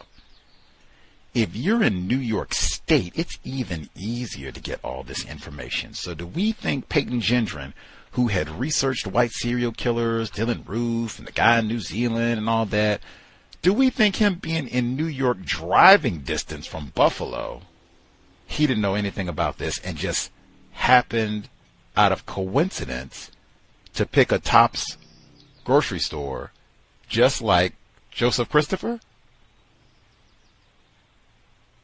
That could be. I'm just going to say, because I'm going to have to lean that I think he probably did know about Joseph Christopher. Could be wrong. We'll keep that in mind. But what I'm sharing from Buffalo Challenger, so this is October 23rd, so I'm a little bit ahead of where we are in this chapter, because this chapter stops at October 19th. So a hair ahead, but only because the numbers. This report, front page, on the probe that isn't, the joke continues. Racist murders linked to numbers war. Officials were quick to negate possible Ku Klux Klan and Nazi involvement in the wave of vicious racist murders which recently hit this city. And Mayor Griffin insulted the entire population on national television by trying to rid the city of good neighbors, that's the nickname for Buffalo, I guess, of the murders of those black men found outside the city limits by stating that they weren't murdered in Buffalo. His message was irresponsibly clear. If the murders did not occur within the city, then the city could not be held responsible. Yet the presence of policy slips in the car of one of the two taxi drivers who was murdered has resulted almost immediately in the theory that a numbers racket war may be linked to the deaths of Parler Edwards, and Ernest Jones. We see this clearly as a diversionary tactic. Everybody wants to shift the focus, wants to cloud our vision, and despite the fact that we now have 6 composites to choose from, we are not fooled. There is no link, they tell us, between the .22 caliber slangs and the mutilation deaths of these 2 most recent victims. Must we remind authorities that Edwards and Jones were savagely beaten and their hearts removed from their bodies? Must we remind them that other eyewitnesses to racist attacks by a white man fitting the same description of the white man who shot down 4 innocent blacks told his victims that he hated niggers? Hate movements are alive and well in the USA. The numbers are a way of life in this community. They have been ever since there was a black community, there's that word again, and since the legalization of the game, local runners have reported a boom in business. Black people do not, nor have they ever, considered playing the numbers a crime. Quite the contrary. So we don't buy the suggestion of criminal involvement placed upon our dead. The real criminals are the racists who committed these atrocities and who will continue to commit them with the sanction of law enforcement agencies across the country. White boys are picked up with .22 caliber pistols on them. They are picked up based on their weird actions and similarity to a host of composites. A few have even confessed, and everybody's been released. The KKK and the Nazi Party have been exonerated. In fact, the killers, if ever caught, will have an automatic insanity defense plea. The police keep saying they're insane. Whew. Gotta remember all of this, man. You gotta remember all of this. The authorities are taking extra care to protect the individuals questioned. We have not seen one photo of any of those brought in for questioning and have only been informed of the name of one. Let's see. Do I need to give that one more? Kenneth, yeah. This is about a black rapist to give comparison, but a falsely accused black rapist, but it's 50,000 of those. Barbara Banks wrote this. Again, this is from October 23. So, hey, I might have just jumped ahead. She might quote from this article next week. We'll have to listen and see. Do I have any notes that I have to share from what we saw this week? Let me rewind from the second audio segment. Again, Buffalo Challenger is now the Challenger Community News. Catherine Massey, one of the Payton Gendron's victims that he executed, she wrote for the Buffalo Challenger. Let's see. The numbers game, sometime called the Italian Lottery. I thought The Godfather, right? Anybody? Yeah. And again, black people are not in charge of anything. Why is it the Italian Lottery? Why isn't it just white people? Different groups of so-called white people. Let's see. Anything else that I absolutely have to share from this week? The criminalization of the black victims, very common. It's kind of difficult to listen to some of all the gruesome details. That even stuck with me, that maybe some white people might enjoy reading this book the same way you pass around lynching photographs, because the details so macabre. She might have got access to some of the police reports. She could get a lot of graphic detail about the nature of the mutilation. That all of the detail about the nature of the murder is not in Joey 22. Let's see.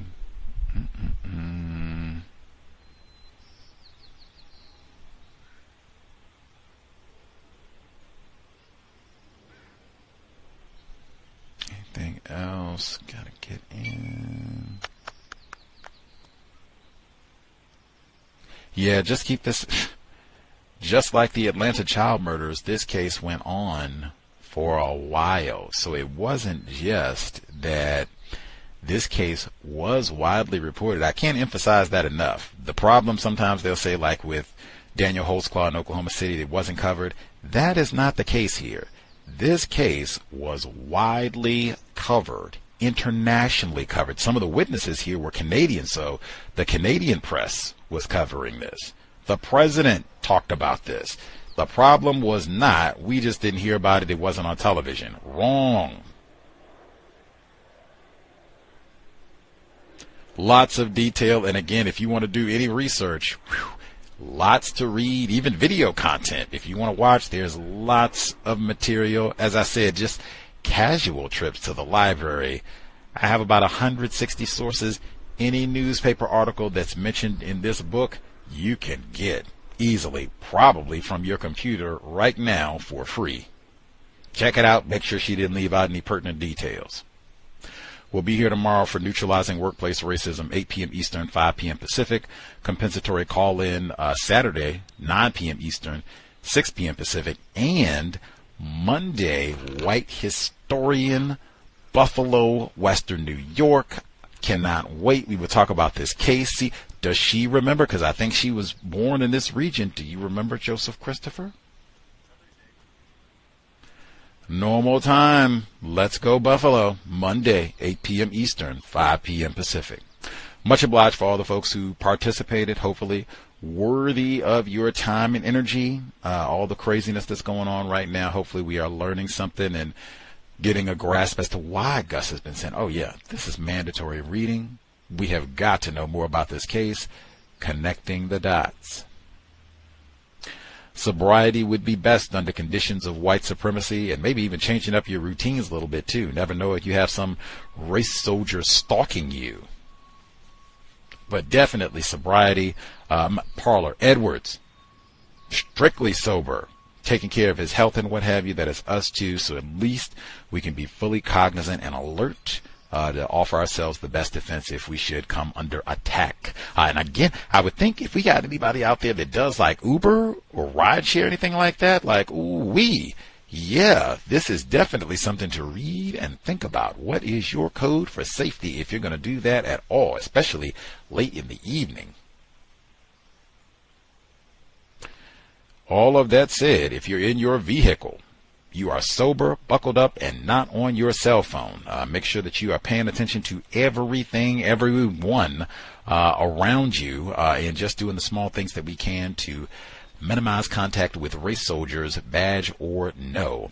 All of that said, Creator, we ask that you help us remain patient with other black people, victims of white supremacy. We ask that you help us remain patient with ourselves. Remind us to demonstrate the highest levels of black self-respect at all times, in all places, each and every time we are in contact with another black person. It has been time. Replace white supremacy with justice immediately. Cal signing out. Thanks all for tuning in.